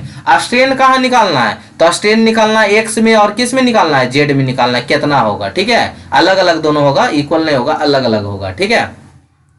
तो बाई डायरेक्शन में कितना स्ट्रेस होगा और स्ट्रेन कितना होगा, किस में, एक्स डायरेक्शन में, जेड डायरेक्शन में। इतना समझ में आया क्वेश्चन कि क्या क्वेश्चन पूछ रहा है हमसे, कि स्ट्रेस पूछ रहा है बाई डायरेक्शन में। अब क्यों बाई डायरेक्शन में स्ट्रेस होगा पता है ना, कि दोनों तरफ से वहां पे फिक्स्ड है तो उसी में स्ट्रेस डेवलप होगा। ठीक है, फ्री में तो स्ट्रेस डेवलप होगा नहीं, इधर जिधर फ्री सरफेस है उधर स्ट्रेन डेवलप होगा। तो इसमें स्ट्रेस डेवलप हो रहा है तो वहां पे स्ट्रेन नहीं होगा क्योंकि फिक्स सपोर्ट है। ठीक है, यही अगर कैंटिलीवर जैसा रहता तो आगे लोड की वजह से हो जाता, या उस पर प्रेशर देने की वजह से, या थर्मल कंडीशन के कारण हो जाता। ठीक है, थर्मल एक्सपेंशन से हो जाता, लेकिन इसमें फिक्स सपोर्ट है तो यहाँ पे स्ट्रेस डेवलप होगा, स्ट्रेन नहीं होगा। ठीक है, तो चलिए अब इतना समझ में आ गया। तो यहाँ पे वही सब पॉइंट को यहाँ पे लिख दे कि stress distribution in only in y direction, sigma x equal to sigma z equal to क्या हो जाएगा, 0। ठीक है, एक्स और जेड इजकल टू 0 पता हो गया ना। लेकिन स्ट्रेन की बात करें हैं, स्ट्रेन की हम जब 3D बताते थे तो स्ट्रेन कैसे निकालते थे, अगर एक्स के लिए पढ़े होंगे तो, अगर क्लास देखे होंगे तो वहां पे बताए थे एक्स डायरेक्शन निकालना है सिग्मा एक्स अपॉन ई, क्योंकि हम जानते हैं स्ट्रेन इजकल टू स्ट्रेस बटा यंग्स मॉडुलस ऑफ इलास्टिसिटी होता है फॉर्मूला। लेकिन लेटरल के लिए म्यू लगाते थे, याद है, mu sigma by upon E minus mu sigma Z upon E. X है तो एक्स के लिए उस डायरेक्शन में रहेगा, लेकिन लेटरल के लिए माइनस म्यू लगाते थे। अगर क्लास प्रैक्टिस क्लास देखे होंगे तो वहां पे हम सिखाए थे। ठीक है, तो अगर देखे होंगे तो आपको याद आ गया होगा। ठीक है, चलिए, तो एक्स डायरेक्शन में था सिग्मा एक्स अपॉन ई हो जाएगा। सब यही होता है, stress upon Young's modulus, stress upon Young's modulus, stress upon young modulus. लेकिन अगर जिस डायरेक्शन में, एक्स डायरेक्शन में, तो एक्स डायरेक्शन में तो सिग्मा एक्स अपॉन ई हो जाएगा। लेकिन लेटरल डायरेक्शनल के लिए हम लोग पॉइजन रेशियो लेकर आते थे म्यू। ठीक है, तो यही हो जाएगा म्यू सिग्मा बाई अपॉन ई। अब आप जैसा कि जानते हैं पीछे कि स्ट्रेस एक्स डायरेक्शन ना जेड डायरेक्शन में नहीं आएगा, पीछे से देखें ना। अच्छा, टोटल स्ट्रेन की बात कर रहे थे ना, तो ये टोटल स्ट्रेन हो गया किसके वजह से, ड्यू टू लोड की वजह से, ड्यू टू प्रेशर की वजह से। यहाँ पे स्ट्रेन किसके वजह से होगा, अल्फा इंटू डेल टी पढ़ाए थे ना अभी जस्ट पीछे पढ़ाए हैं, अल्फा इंटू डेल टी किसके वजह से, टेम्परेचर डिफरेंस के कारण। ठीक है, तो alpha into T minus T note. ठीक है, टी माइनस टी नोट, तो यहाँ पे क्या हो जाएगा, टी माइनस टी नोट, तो डेल्टा टी इसी को बोलेंगे हम लोग। ठीक है, alpha into T minus T note. आप देखिए यहाँ पे सिग्मा एक्स डायरेक्शन में जो स्ट्रेस है 0, जेड डायरेक्शन में जो स्ट्रेस है 0, तो बचा क्या, minus mu sigma by upon E alpha into change in temperature.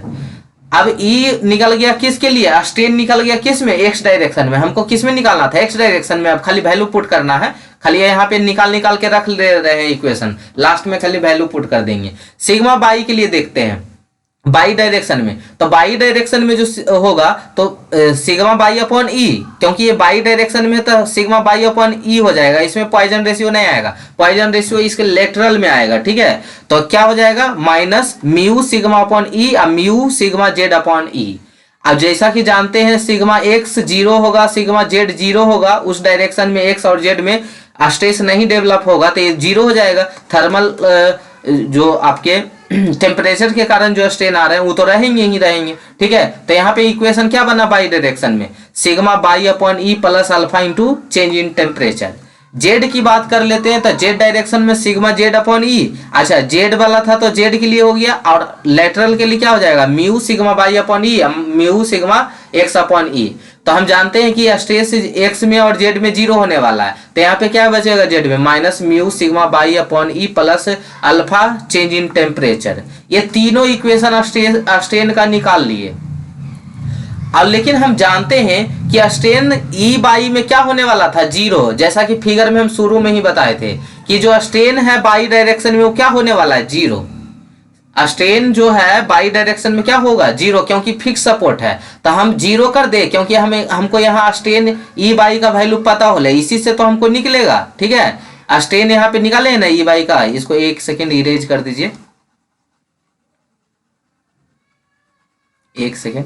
यहाँ पे देखिए ई बाई का इक्वेशन निकाल चुके हैं, e y equal to sigma by upon E plus alpha into change in temperature. ठीक है, तो यहाँ पे क्या हो जाएगा, sigma y equal to 0, sigma y equal to 0, sigma का बाई का इक्वेशन क्या दे था, सिग्मा बोल रहा है सॉरी, एप्सिलॉन बाई। ठीक है, तो एप्सिलॉन बाई इक्वल टू क्या हो जाएगा, 0।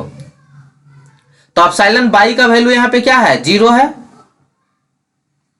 और इसका बाई का इक्वेशन क्या था, sigma by upon E plus alpha change in temperature, तो इसको इक्वल कर दीजिए, तो sigma by upon E plus alpha into change in temperature equal to 0। तो यहाँ पे ये प्लस अल्फा डेल टी है तो इधर माइनस अल्फा डेल टी हो जाएगा, ये भागा में ई है तो गुना में ई हो जाएगा।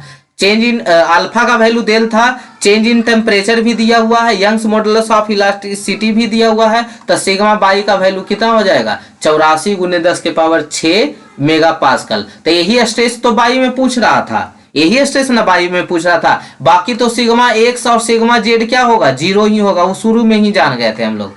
सिग्मा एक्स और सिग्मा जेड जो होगा वो 0 होगा। सिग्मा बाई में स्ट्रेस, तो सिग्मा बाई में स्ट्रेस कितना आसानी से निकल गया। एक बार और इसको रिपीट कर देंगे। अब यही सिग्मा का वैल्यू अगर हम सिग्मा एक्स की एप्सिलॉन एक्स के इक्वेशन में पुट करेंगे तो आपको स्ट्रेन दे देगा किस में, एक्स डायरेक्शन में। जहां पे सिग्मा बाई है वहां पे सिग्मा बाई का वैल्यू पुट कर दीजिए, ई का वैल्यू पुट कर दीजिए, अल्फा का वैल्यू पुट कर दीजिए और चेंज इन टेम्परेचर का वैल्यू पुट कर दीजिए। तो ये आपका वैल्यू आ गया किस में, स्ट्रेन इन एक्स डायरेक्शन में, स्ट्रेन इन एक्स डायरेक्शन में। सिग्मा बाई इजकल टू 0 था, सिग्मा बार बार बोला जा रहा है बाबू sorry, epsilon y equal to क्या था 0। इसको तो निकालने की जरूरत नहीं क्योंकि हम फिगर देख के ही बताए थे कि जो फिक्स सपोर्ट है तो उसमें स्ट्रेन नहीं होगा, उस डायरेक्शन में नहीं होगा, तो वो 0 हो गया। ये निकाल के चेक करके भी देख सकते हैं, वहां पे पुट कीजिएगा वैल्यू तो 0 ही आ जाएगा। सिग्मा का वैल्यू बाई वाला में पुट कीजिएगा, यहाँ पे इसमें पुट कीजिएगा सिग्मा बाई का वैल्यू, ई का वैल्यू, अल्फा का वैल्यू और चेंज इन टेम्परेचर का वैल्यू, देखिएगा 0 आएगा। ठीक है, चेक कर लीजिएगा एक बार आप। जेड वाला में आते हैं तो जेड वाला वैल्यू क्या था, म्यू इंटू सिग्मा सिग्मा क्या था, सिग्मा बाई था। देख लीजिए जेड वाला में क्या था, तो जेड वाला में क्या, एक्स तो 0 होगा, बाई ही रहा होगा, बाई ही रहेगा। ठीक है, तो sigma by upon area plus alpha into del T, तो वैल्यू पुट कीजिएगा, ई सिग्मा जेड में आ जाएगा।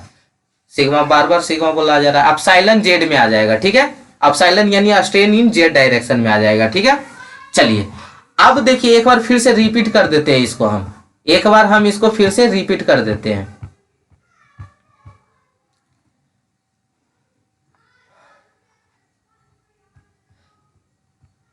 यहां पे देखिए पहले फिगर समझ लीजिए थोड़ा सा फिर से, उसके बाद इसको रिपीट कर देते हैं।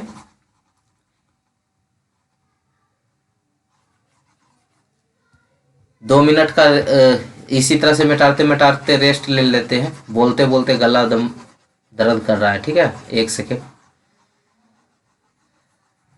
चलिए देखिए अब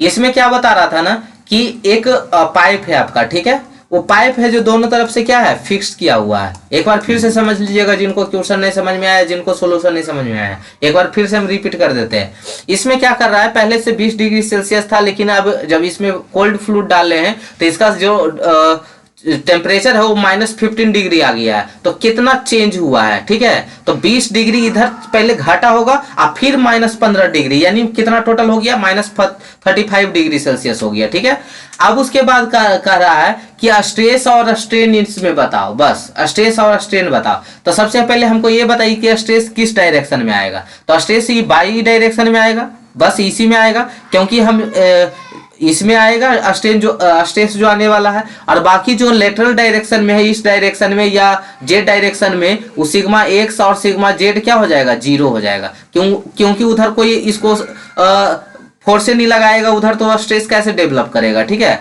स्ट्रेन की बात करें तो फिक्स सपोर्ट है, तो फिक्स सपोर्ट है तो उसमें तो ये इलोंगेशन दे नहीं पाएगा, तो इसमें तो स्ट्रेन डेवलप होगा नहीं, तो यानी जो एप्सिलॉन है, एप्सिलॉन बाई क्या होगा 0 होगा। यानी इतना कंडीशन आपको पता हो गया, एप्सिलॉन क्या होगा बाई इक्वल टू 0 हो गया।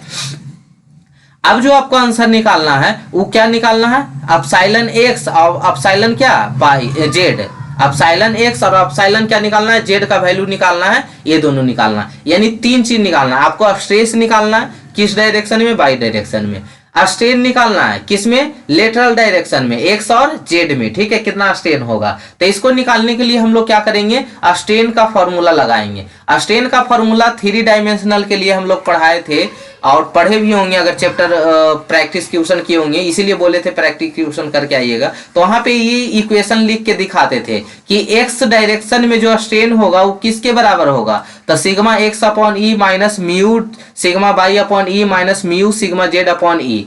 सिग्मा जेड का वैल्यू 0, सिग्मा एक्स का वैल्यू 0। तो अपसाइलन एक्स जो है minus mu sigma by upon E plus alpha E, change in temperature के कारण जो स्ट्रेन होगा।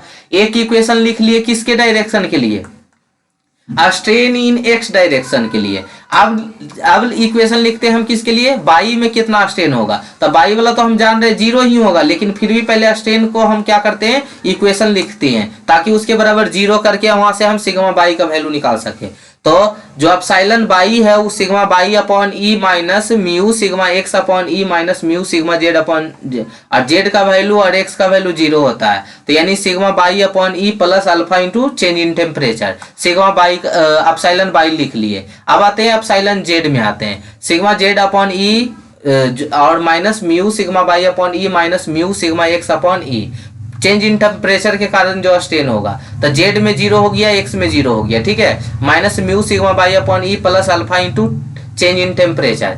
हम जानते हैं कि अपसाइलन बाई जो था वो क्या था, 0 था। तो बाई जो इसका इक्वेशन था उसको हम 0 के बराबर कर लिए, तो यहाँ से सिग्मा बाई का वैल्यू निकल गया। तो ये तो डायरेक्टली आंसर ही हो गया, स्ट्रेस पूछ रहा था बाई डायरेक्शन में।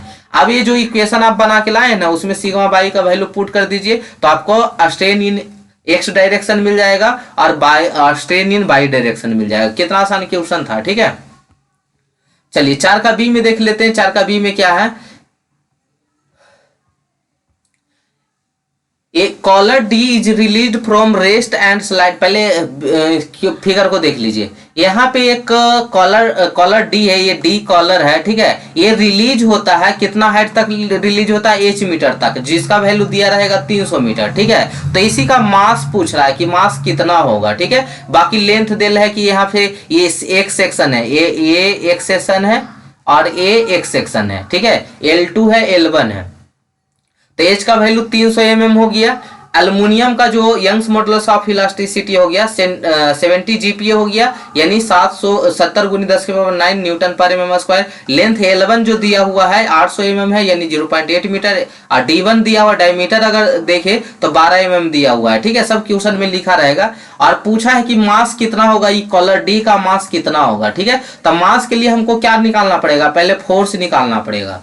मास के लिए पहले फोर्स निकालना पड़ेगा, ठीक है। और नीचे ग्रेविटी के है ना, ये अर्थ ऑफ सेंटर की तरफ लगा रहा है ना, तो यहाँ पे जो एक्सेलरेशन काम करेगा वो ग्रेविटेशनल एक्सेलरेशन काम करेगा, यानी जी काम करेगा। तो यहाँ पे जब एफ दिया रहेगा तो मास इक्वल टू क्या जानते हैं, F into force into acceleration, gravitational acceleration यहाँ पे, ठीक है। तो एम इक्वल टू क्या हो जाएगा, एफ जी। तो फोर्स दिया रहेगा तो क्या हो जाएगा, आपका मास निकल जाएगा। और जी का वैल्यू कितना होता है 9.81, जिसको आप 10 भी ले सकते हैं, ठीक है। तो यानी हमको यहाँ पे मेनली फोर्स निकालना है। अब फोर्स के लिए हम कहाँ जाना पड़ेगा, स्ट्रेस में जाना पड़ेगा। फोर्स के लिए हमको कहाँ जाना पड़ेगा, स्ट्रेस में जाना पड़ेगा, ठीक है। और स्ट्रेस के लिए कहाँ जाना पड़ेगा, स्ट्रेन में जाना पड़ेगा। यानी अभी देख रहे हैं मॉड्यूल फर्स्ट से खूब क्वेश्चन पूछ दिया है, ठीक है। लेकिन थोड़ा सा एडवांस करके पूछा है, लेकिन मॉड्यूल फर्स्ट से ढेर सारा क्वेश्चन कर दिया है। देखिए यहाँ पे, तो अब क्वेश्चन पढ़िए। Collar D is release from rest and slide without friction downward from a distance h equal to 300 mm where it strike a head fixed the end compound rod ABC। जैसा कि फिगर में देख रहे थे, rod segment AB जो है made of aluminium है। 2 segment में बता रहे थे ना, L1 L2 था। तो AB जो था किसका था, एल्युमिनियम का बनल था, जिसका यंग्स मॉडुलस ऑफ इलास्टिसिटी था जो 70 GPa and it has a length L1 800 mm and diameter of D1 12 mm, ठीक है। जो लेंथ 1 वाला जो डायमीटर है वो 12 mm है। रॉड सेगमेंट अगर BC की बात करें तो वो ब्रॉन्ज का बना हुआ है, जिसका Young's modulus of elasticity 105 GPa है। And it has a length of L2 1300 mm, ठीक है। L2 का value 1300 mm and diameter D2 का वैल्यू 1600 mm है। What is the allowable mass for the collar D if the maximum normal stress in the aluminium rod segment must be limit to 200 GPa। Aluminium segment में जो maximum stress develop होने वाला है, sigma maximum, वो कितना है 200 MPa है, ठीक है। 200 MPa है। तो यहाँ पे स्ट्रेस मैक्सिमम स्ट्रेस दे दिया, तो हम इंपैक्ट फैक्टर का यूज कर लेंगे। पहले तो चेंज इन स्ट्रेन निकाल लेते हैं। तो चेंज इन स्ट्रेन में, चेंज इन लेंथ में हम लोग को क्या मिलता है, del L equal to PL upon A मिलता है ना। PL upon AE। तो यहाँ से लोड निकल जाएगा, यहाँ से लोड निकल जाएगा, लोड निकल जाएगा तो इम्पैक्ट फैक्टर लगा देंगे। इम्पैक्ट फैक्टर से हम लोग कैलकुलेट करके क्या निकाल लेंगे, लोड निकाल लेंगे। और लोड से फिर क्या बना देंगे हम, आपका क्या बोलते हैं, मास निकाल देंगे। ठीक है, तो बस 2 स्टेप में इक्वेशन खत्म होने वाला है। गिवन डाटा देखिए, H का वैल्यू दिल है 300, एल्युमिनियम का जो यंग्स मॉडुलस ऑफ इलास्टिसिटी दिल है 70 GPa दिल है, L1 का वैल्यू कितना दिल है 800 mm है, D1 का वैल्यू दिया हुआ है, E2 का वैल्यू दिया हुआ है, L2 D2 सबका वैल्यू दिया हुआ है। मैक्सिमम स्ट्रेस भी आपको दिया हुआ है 200 न्यूटन पर mm स्क्वायर। एरिया 1 एरिया 2 ये सब निकालने में किसी को कोई दिक्कत नहीं। टोटल स्टैटिक डिफॉर्मेशन कितना होगा, तो जो स्टैटिक डिफॉर्मेशन इसलिए इसको डेल ST बोल दिए। ठीक है, तो पहला सेक्शन के लिए P1 L1 बटा A1 E1 हो जाएगा plus P2 L2 upon A2 E2 हो जाएगा। अब यहाँ से हम लोड को बाहर निकाल लेते हैं क्योंकि लोड तो सेम ही लग रहा होगा। तो यहाँ पे लोड जो है PST यानी स्टैटिक के कारण जो लोड है, ठीक है, PLE होता था ना, तो PL को बाहर निकाल दिए। Length L1 plus length L1 बटा A1 E1 plus L2 upon A2 E2 हो गया। अब यहाँ से हम क्या करते हैं, ये लोड को और लेंथ L1 दिल था आपका सब mm में रहने दीजिएगा, मीटर में चेंज नहीं कीजिएगा क्योंकि जो स्ट्रेस आपका दिल था ना, जो स्ट्रेस आपका दिल था वो 200 न्यूटन पर mm स्क्वायर दिल था। ठीक है, 200 न्यूटन पर mm स्क्वायर यानी सबको mm में रहने दीजिएगा। तो 800 mm 1300 mm सबको वैल्यू पुट कर दीजिएगा। एरिया 1 E1 A2 E2 सब पुट कर दीजिएगा। तो डेल ST यानी जो चेंज इन स्टैटिक डिफॉर्मेशन है वो कितना है PST, इसको कैलकुलेशन कर लीजिएगा। तो del ST equal to PST क्या है, लोड है इन स्टैटिक डिफॉर्मेशन का जो लोड था इनटू ये जो वैल्यू आया। अब इम्पैक्ट फैक्टर आप लोग जानते होंगे, मैक्सिमम स्ट्रेस टू द जो आपका स्ट्रेस डेवलप होने वाला है स्टैटिक कंडीशन में। ठीक है, तो दोनों के रेशियो को हम लोग क्या बोलते हैं, इम्पैक्ट फैक्टर। एक इसका और फॉर्मूला होता है 1 प्लस 2H अपॉन, नहीं उगरा पेन एक second, 2H upon del ST। ठीक है, तो यही तो देखिए दो इम्पैक्ट फैक्टर का फॉर्मूला लगा देंगे तो एक तो ये रिलेशन बनेगा, इक्वेशन फर्स्ट मान लेंगे, और एक इम्पैक्ट फैक्टर ये वाला फॉर्मूला लगा देंगे क्योंकि हमको डेल ST का वैल्यू पता है। तो डेल ST का पता है तो इम्पैक्ट फैक्टर का इक्वल करके डेल ST का वैल्यू निकल जाए, डेल ST का वैल्यू से PS का वैल्यू PST का वैल्यू निकल जाएगा। तो बहुत ही आसान होने वाला। Impact factor sigma maximum upon sigma static. ठीक है, स्टैटिक कंडीशन में जो स्ट्रेस डेवलप होने वाला है, तो जो स्ट्रेस होगा इसको हम लिख सकते हैं लोड अपॉन एरिया, स्ट्रेस को लिख सकते हैं क्योंकि मैक्सिमम स्ट्रेस तो दिया हुआ था क्वेश्चन में, और इसका लिख सकते हैं लोड अपॉन एरिया, तो ये लोड अपॉन एरिया हो गया। तो इसको कैलकुलेट कर लीजिएगा तो कितना हो जाएगा, इम्पैक्ट फैक्टर 2261 बटा PST। ठीक है, इक्वेशन नंबर फर्स्ट। एक और इम्पैक्ट फैक्टर का फॉर्मूला बताए 1 plus √1 plus 2H upon del ST। Del ST का वैल्यू पीछे निकला हुआ था PST इंटू 1.625 गुने 10⁻10, H का वैल्यू 300 दिया हुआ था। अब इस इम्पैक्ट फैक्टर का और जो फर्स्ट में निकाले sigma maximum upon static stress in static condition, दोनों को इक्वल कर दीजिएगा। इक्वल करिएगा, ये देखिए प्लस में तो उधर जाके माइनस में, अंडर रूट है तो स्क्वायर में, फिर करके कैलसी पे सोल्यूशन कर लीजिएगा, क्वाड्रेटिक इक्वेशन आएगा। तो उसके बाद PST का वैल्यू निकल जाएगा। ठीक है, कर लीजिएगा सोल्यूशन करना इसलिए सोचे कि ज्यादा लेंदी हो जाएगा क्योंकि क्वेश्चन भी इसमें अल्टर था। ठीक है, तो सोचे कि कैलकुलेशन खुद से कर लीजिएगा। ठीक है, तो PST का वैल्यू कितना हो गया 136.99 न्यूटन। अच्छा, मास नहीं निकाले यहाँ पे, चलिए मैंने तो वही पूछा था, कॉलर ऑफ मास किसका, कॉलर D का मास पूछा था। ठीक है, तो मास ऑफ कॉलर D का वैल्यू क्या हो जाएगा, हमको मास निकालना है तो क्या हो जाएगा यहाँ पे, हम F इक्वल टू क्या होता है mg, तो यहाँ से मास निकालना यानी F बाई क्या हो जाएगा जी, F क्या है यहाँ पे लोड ही ना है, और PST भी निकाल लीजिए क्या है लोड ही है ना, बस नोटेशन अलग अलग हो P या F है, तो यहाँ भी P कर लीजिए। ठीक है, ये P कर लीजिए लोड, तो P का वैल्यू कितना अभी निकाल के लाए यहाँ से, P का वैल्यू 136.99 और G का वैल्यू 10 पुट कीजिएगा तो कितना हो जाएगा 13.699 kg। ठीक है, यही आंसर हो गया आपका। तो आसानी क्वेश्चन था। ठीक है, बस क्वेश्चन अगर कोई समझा दे तो आसानी लगने लगता है। ठीक है, ये तो दम फार्मूला बेस्ड क्वेश्चन है। ठीक है, फार्मूला बेस्ड क्वेश्चन है। ठीक है, थिन सिलेंडर स्फीयर पढ़े होंगे वहां से, तो बस फॉर्मूला याद कर लीजिएगा, अगर इस टाइप से क्वेश्चन आएगा ना तो 100% आप बना लीजिएगा, ठीक है। A cylindrical tank with the hemispherical यानी अर्धगोला head is constructed of steel section that are welded circumferentially. The tank diameter is 1.25 meter. The wall thickness is 22 mm and the internal pressure is 1750 kPa यानी kilo pascal, उसको हम pascal में convert कर लेंगे। Shown in figure 9 determine the maximum tensile stress in the head of the tank. जो head of tank पे यानी देखिए इस तरह से बना हुआ है, पहले एक सिलिंड्रिकल है, सिलेंडर है, ठीक है, ये सिलेंडर है, इसके ऊपर से अर्धगोला रखा हुआ है, इसके ऊपर से क्या रखा हुआ है, अर्धगोला। तो tensile in the head of the tank, tank के हेड पर, जिसको हम एच से डिनोट कर देते हैं, जिसको इधर से एच से डिनोट कर देते हैं, तो इस पे कितना मैक्सिमम टेंसाइल स्ट्रेस लगेगा उसका वैल्यू बताइए। फिर पूछ रहा है सिलेंडर पार्ट पे, सिलेंडर अलग अलग पेन से बता देते हैं, तो कलर का नाम लेंगे तो वहां से सुनिएगा, ठीक है। पहले अलग अलग पेन से इसको बना देते हैं, एक सेकेंड। ये हो गया आपका सिलेंडर, ठीक है, ये आपका हो गया सिलेंडर।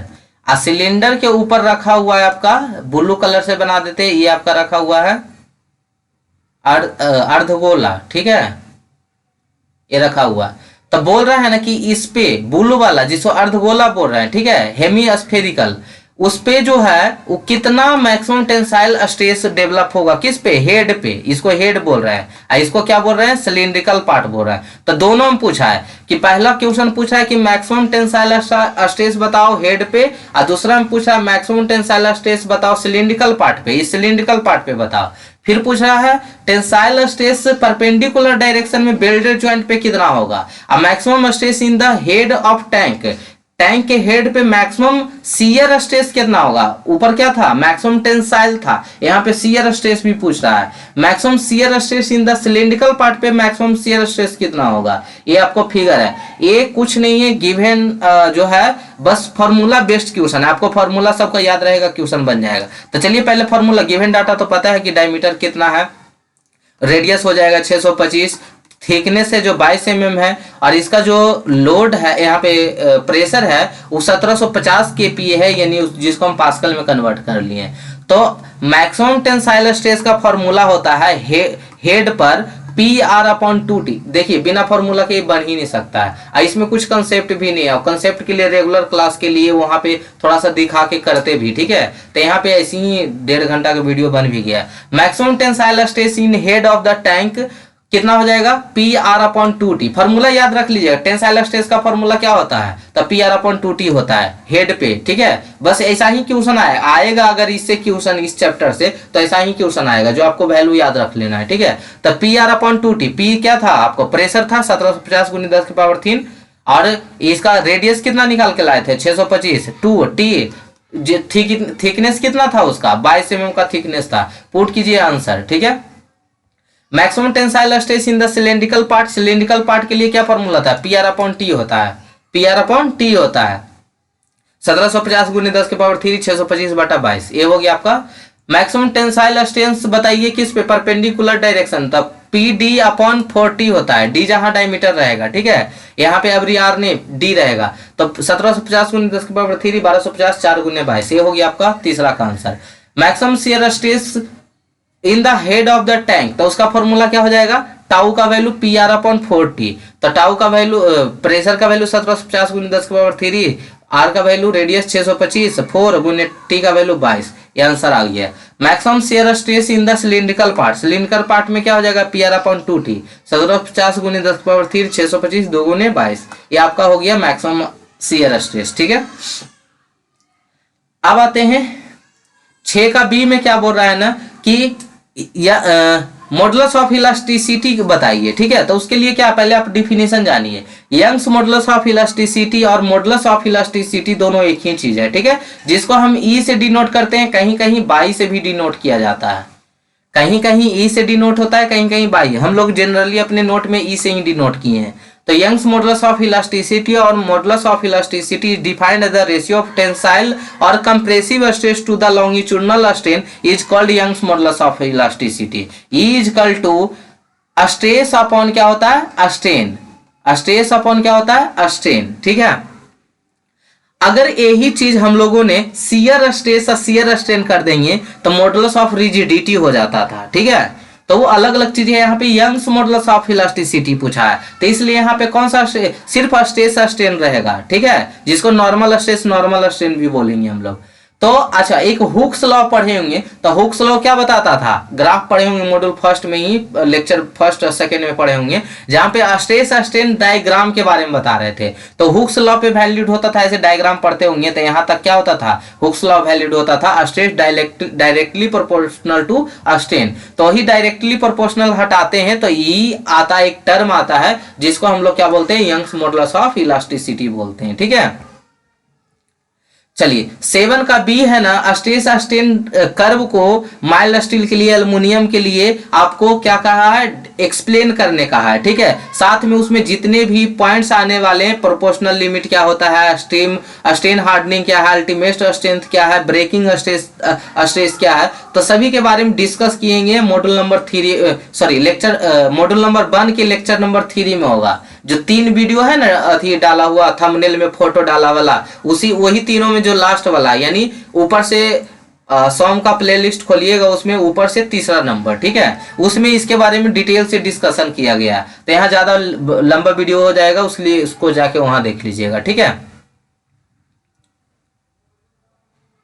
अब एक सेकेंड, अब आते हैं कहाँ पे अपना, इस ब्लैंक पेज क्यों हो गया, एक सेकेंड।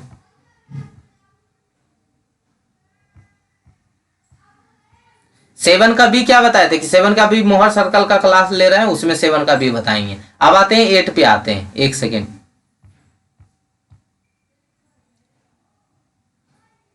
वहां पे पहले बेसिक बताएंगे तब ना। अब derive an expression for deformation of tapering bar. आप जो फॉर्मूला पढ़ते थे टैपरिंग बार के लिए आपको दिए थे, इसका न्यूमेरिकल भी दिए थे करने के लिए आपको, 4PL अपॉन ए D1 इंटू D2 पढ़े हैं ये वाला फॉर्मूला। तो इसी को क्या बोल रहा है ना, एक्सप्रेशन मतलब कि डिराइव करने बोल रहा है, डिफॉर्मेशन ऑफ टैपरिंग बार, ठीक है, जिसका क्रॉस सेक्शन कैसा हो, सर्कुलर हो, ठीक है। तो इसके लिए बहुत ही आसान इसका डेरिवेशन है, देख लीजिए, आपके एग्जाम में आ सकते हैं, ठीक है। सबसे पहले तो टैपरिंग बार ले लेंगे, जो टैपरिंग बार आपको दिख रहा है, उसमें हम फर्स्ट वाला बड़ा वाला डायमीटर को यहाँ पे बना के दिखा रहे हैं आपको। ये आपको हो गया बड़ा वाला डायमीटर हो गया, जिसको हम नाम दे देते हैं D1, है इसको नाम दे देते हैं क्या, D2, ठीक है। लोड इस पे क्या लगा रहा है, P, इस पे लोड लगा रहा है क्या, P, ठीक है, दोनों तरफ से लोड लगा रहा है। अब यहाँ पे एक चीज हमको बताइएगा कि अगर हम D1 जो D2 डायमीटर है उसके पैरेलल एक लाइन खींच दे, उसके पैरेलल एक लाइन खींच दे, तो यहां से देख रहे होंगे ये हाइट कुछ बच गया है, एक सेकेंड, ये हाइट बच गया, जिस हाइट को हम क्या बोलेंगे, H, इस हाइट को क्या बोलेंगे, H, ठीक है। यही यहाँ पे सब चीज दिया हुआ है, तो यहाँ पे आपको ना लगे कि कहाँ से आ गया, इसलिए हम पहले यहाँ दिखा देते हैं, उसके बाद हम इस कहानी पे चलेंगे। बहुत ही आसान है, ठीक है, तुरंत समझ में आ जाएगा। इस पे क्या कर देते, एक स्ट्रिप काट लेते हैं, स्ट्रिप काट लेते हैं, ठीक है, ये स्ट्रिप एक काट लिए, इसका हाइट का नाम दे देते हैं H, स्मॉल h, इसके हाइट को दे देते हैं स्मॉल h, तो इधर भी कितना हो जाएगा, स्मॉल h हो जाएगा, ये भी स्मॉल h हो जाएगा, ठीक है। और ये डायमीटर को D नाम दे देते हैं, स्ट्रिप का जो डायमीटर है उसका हम D नाम दे देते हैं। तो यहाँ D2 किसके बराबर होगा बताइए, तो D2 जो बराबर होगा वो D2 किसके बराबर होगा, D1 में ऊपर H कैपिटल H नीचे कैपिटल H जोड़ दे तो D2 के बराबर होगा, तो D1 plus 2H, H equal to क्या हो जाएगा, D2 माइनस D1 बटा 2। फ्रॉम सिमिलर ट्राइंगल, यहाँ पे अगर हम सिमिलर ट्राइंगल चले, यहाँ पे देख रहे होंगे इसका सेक्शन अगर ऐसे कर लेते हैं, सिमिलर ट्राइंगल ले, तो यहाँ पे H है, यहाँ पे क्या है, जहां स्ट्रिप है वहां पे स्मॉल h है, और स्मॉल इधर से x लेंथ पे है, और टोटल लेंथ कितना है, L लेंथ है। तो सिमिलर ट्राइंगल क्या हो जाएगा, सिमिलर ट्राइंगल क्या हो जाएगा, तो सिमिलर ट्राइंगल से h बटा x इजकल टू h बटा l, डेप्थ बटा लेंथ ले रहे हैं, इधर h बटा x ले रहे हैं, तो कैपिटल वाला में भी क्या लेंगे, कैपिटल H बटा लेंथ, ठीक है, टोटल लेंथ। तो ये हो जाएगा h बटा x इजकल टू h बटा l। एच बटा एक्स इजकल टू एच का वैल्यू कितना है यहाँ से निकाले, D two minus D one बटा टू इंटू एल, क्योंकि एल पहले से था। तो स्मॉल एच का वैल्यू यहाँ से कितना आ जाएगा, D two minus D one बटा टू एल इंटू एक्स। ठीक है, जो भागा में यहाँ था वो गुना में आ गया। अब d का वैल्यू डायमीटर जो था, ये स्ट्रिप का जो डायमीटर था, वो डायमीटर किसके बराबर होगा, तो यहां से देखे होंगे कि यहाँ से स्मॉल एच था, यहाँ से स्मॉल एच था, ये क्या था आपका d1, तो d1 प्लस 2h के बराबर हो जाएगा, किसके लिए, स्ट्रिप के लिए। ठीक है, तो स्ट्रिप तो d1 प्लस 2 गुने, और h का वैल्यू क्या यहाँ से निकल के आ जाएगा, अगर हम यहाँ से निकालेंगे d equal to d1 plus 2h। ठीक है, तो यहाँ से h का वैल्यू कितना आ जाएगा, तो h का वैल्यू यहाँ पे कितना है, d2 माइनस डी वन बटा two L into X. Pen lag कर रहा है, थोड़ा सा ज्यादा, मतलब ज्यादा देर का वीडियो बन जाता है तो करता है, तो कोई हल्का फुल्का थोड़ा मैनेज कीजिएगा अगर। ठीक है, देखिए चला रहे हैं पेन कब और उग रहा है कब। ठीक है, 1 सेकेंड, थोड़ा सा रेस्ट देते हैं 2 मिनट इसको। h इजकल टू कितना है, h equal to D two minus D one बटा टू एल इंटू एक्स। ठीक है, तो h के जगह पुट कर देंगे D two minus D one बटा टू एल इंटू क्या, x। तो यहां से निकल के आ गया d equal to d one plus, और d two minus D one बटा एल को k मान लेते हैं, d2 माइनस डी वन बटा एल को क्या मान लेते हैं, k। तो क्या हो जाएगा, d1 plus K x, d1 plus K x. तो यानी स्ट्रिप का जो d था उसके बारे में हम पता कर लिए, और यहाँ से h क्या है उसके बारे में पता कर लिए।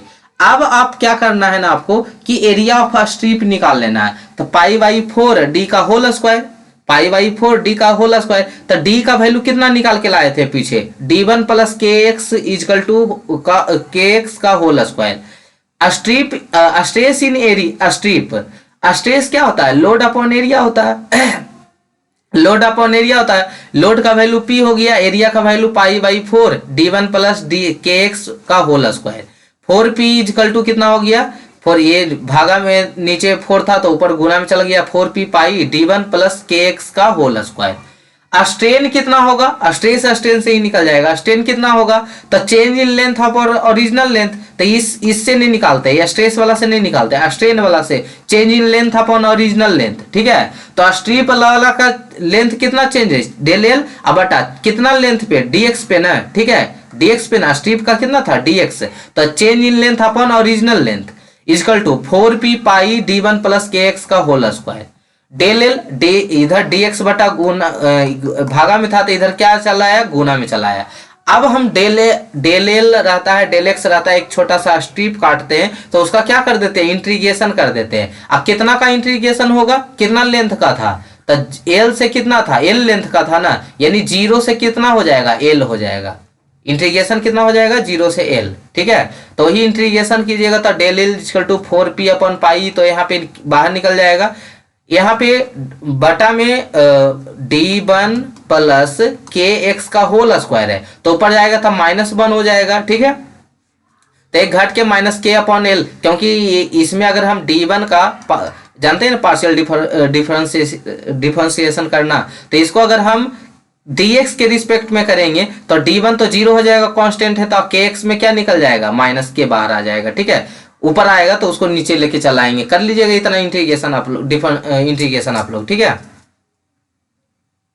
कर ही देते हैं यहाँ पे, रुकिए नहीं तो आप लोग को और कंफ्यूजन हो जाएगा। देखिए यहाँ पे कैसे इसको किए, इसको पहले सबसे पहले देखिए यहाँ पे 1 सेकेंड, इसको हमको क्या करना है, इंटीग्रेशन करना है, कहाँ से कहाँ तक, 0 से l तक। ठीक है, 1 सेकेंड रुक जाइए।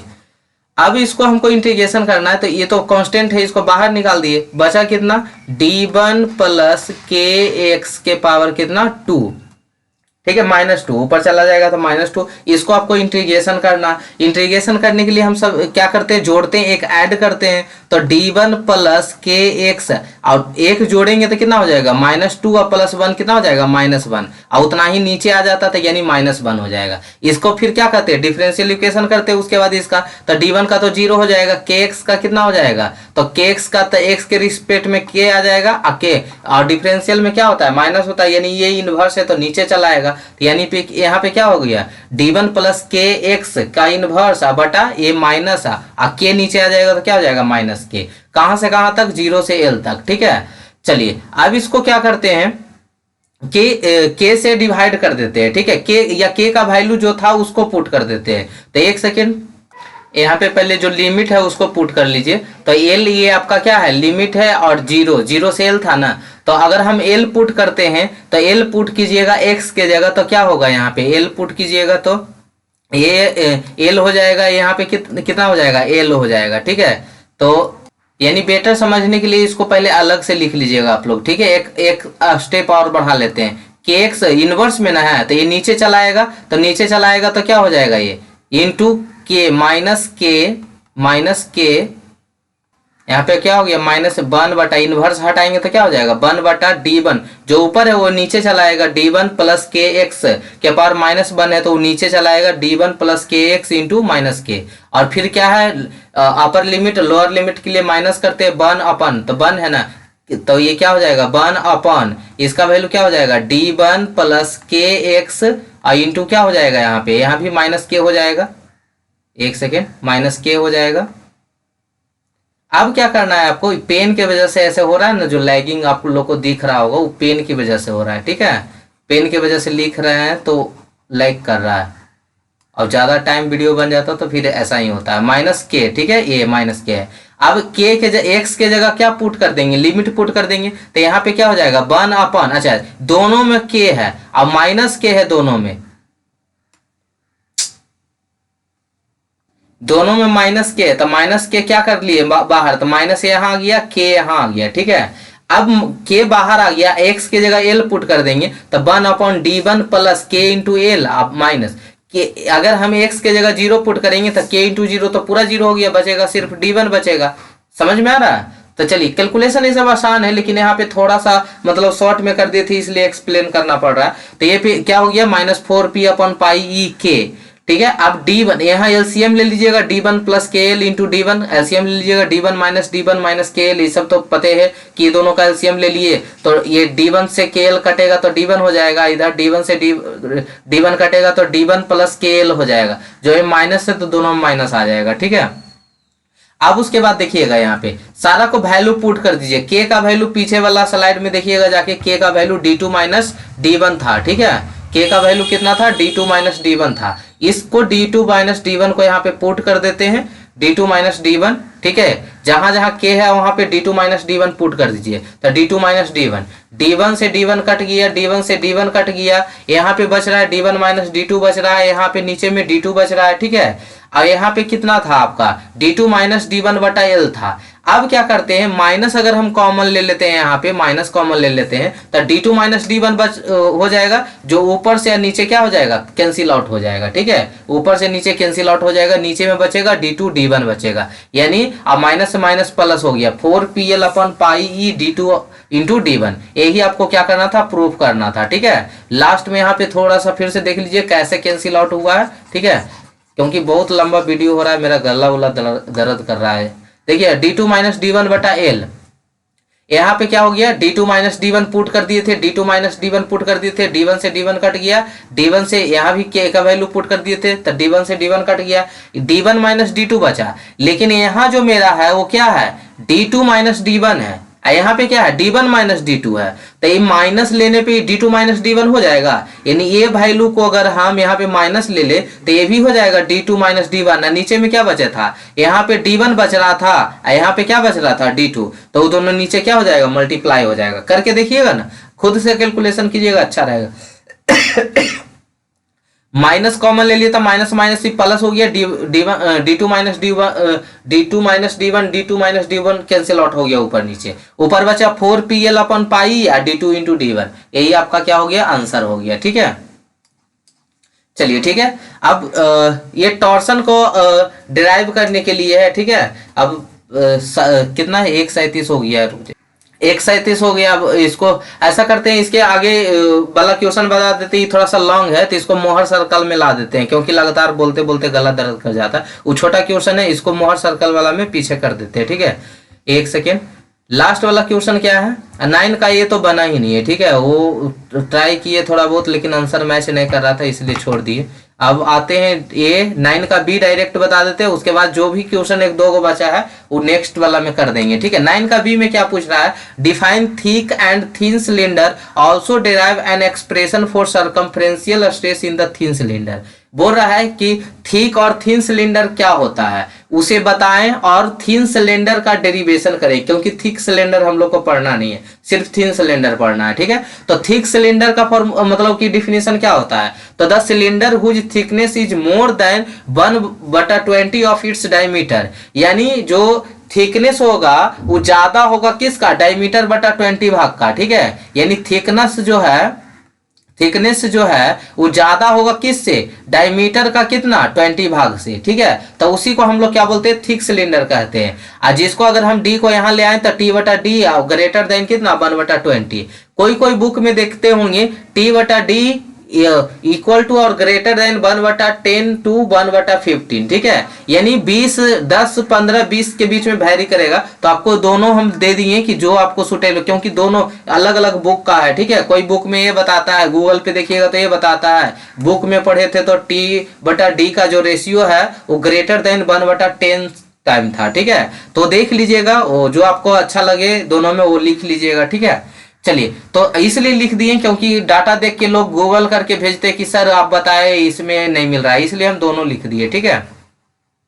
तो थिक सिलेंडर का मतलब डिफिनीशन आप क्या जाने कि सिलेंडर हुज थिकनेस, वैसा सिलेंडर जिसका थिकनेस डायमीटर के 20 भाग, ठीक है, डायमीटर के 20 भाग के बराबर हो तो उसको हम लोग थिक सिलेंडर कहते हैं। थिन सिलेंडर के किसको कहते हैं, तो लेस देन हो, ठीक है। तो the cylinder whose thickness is less than 1/10 to 1/20 of its diameter, जो थिकनेस होगा वो लेस हो किसका, डायमीटर के कैमा भाग, 10 से 20वां भाग, ठीक है। मतलब 10 15 12 अपने से देखिए हट रहा है, अपने से लिखा रहा है, वो थिकनेस जो होगा लेस देन किसका, डायमीटर का 1/10 टाइम्स, 20 टाइम्स, 15 टाइम्स, 1/20 से 1/20 के बीच में वैरी कर सकता है। तो उसको हम लोग क्या कहते हैं, थिन सिलेंडर। यानी आपको खाली डाटा याद रख लेना है कि थिक सिलेंडर का डाटा क्या था, टी बटा डी ग्रेटर देन 1/20 और थिन सिलेंडर का लेस देन 1/20, क्योंकि ये भी तो वैरी 1/10 से 1/20 कर रहा है।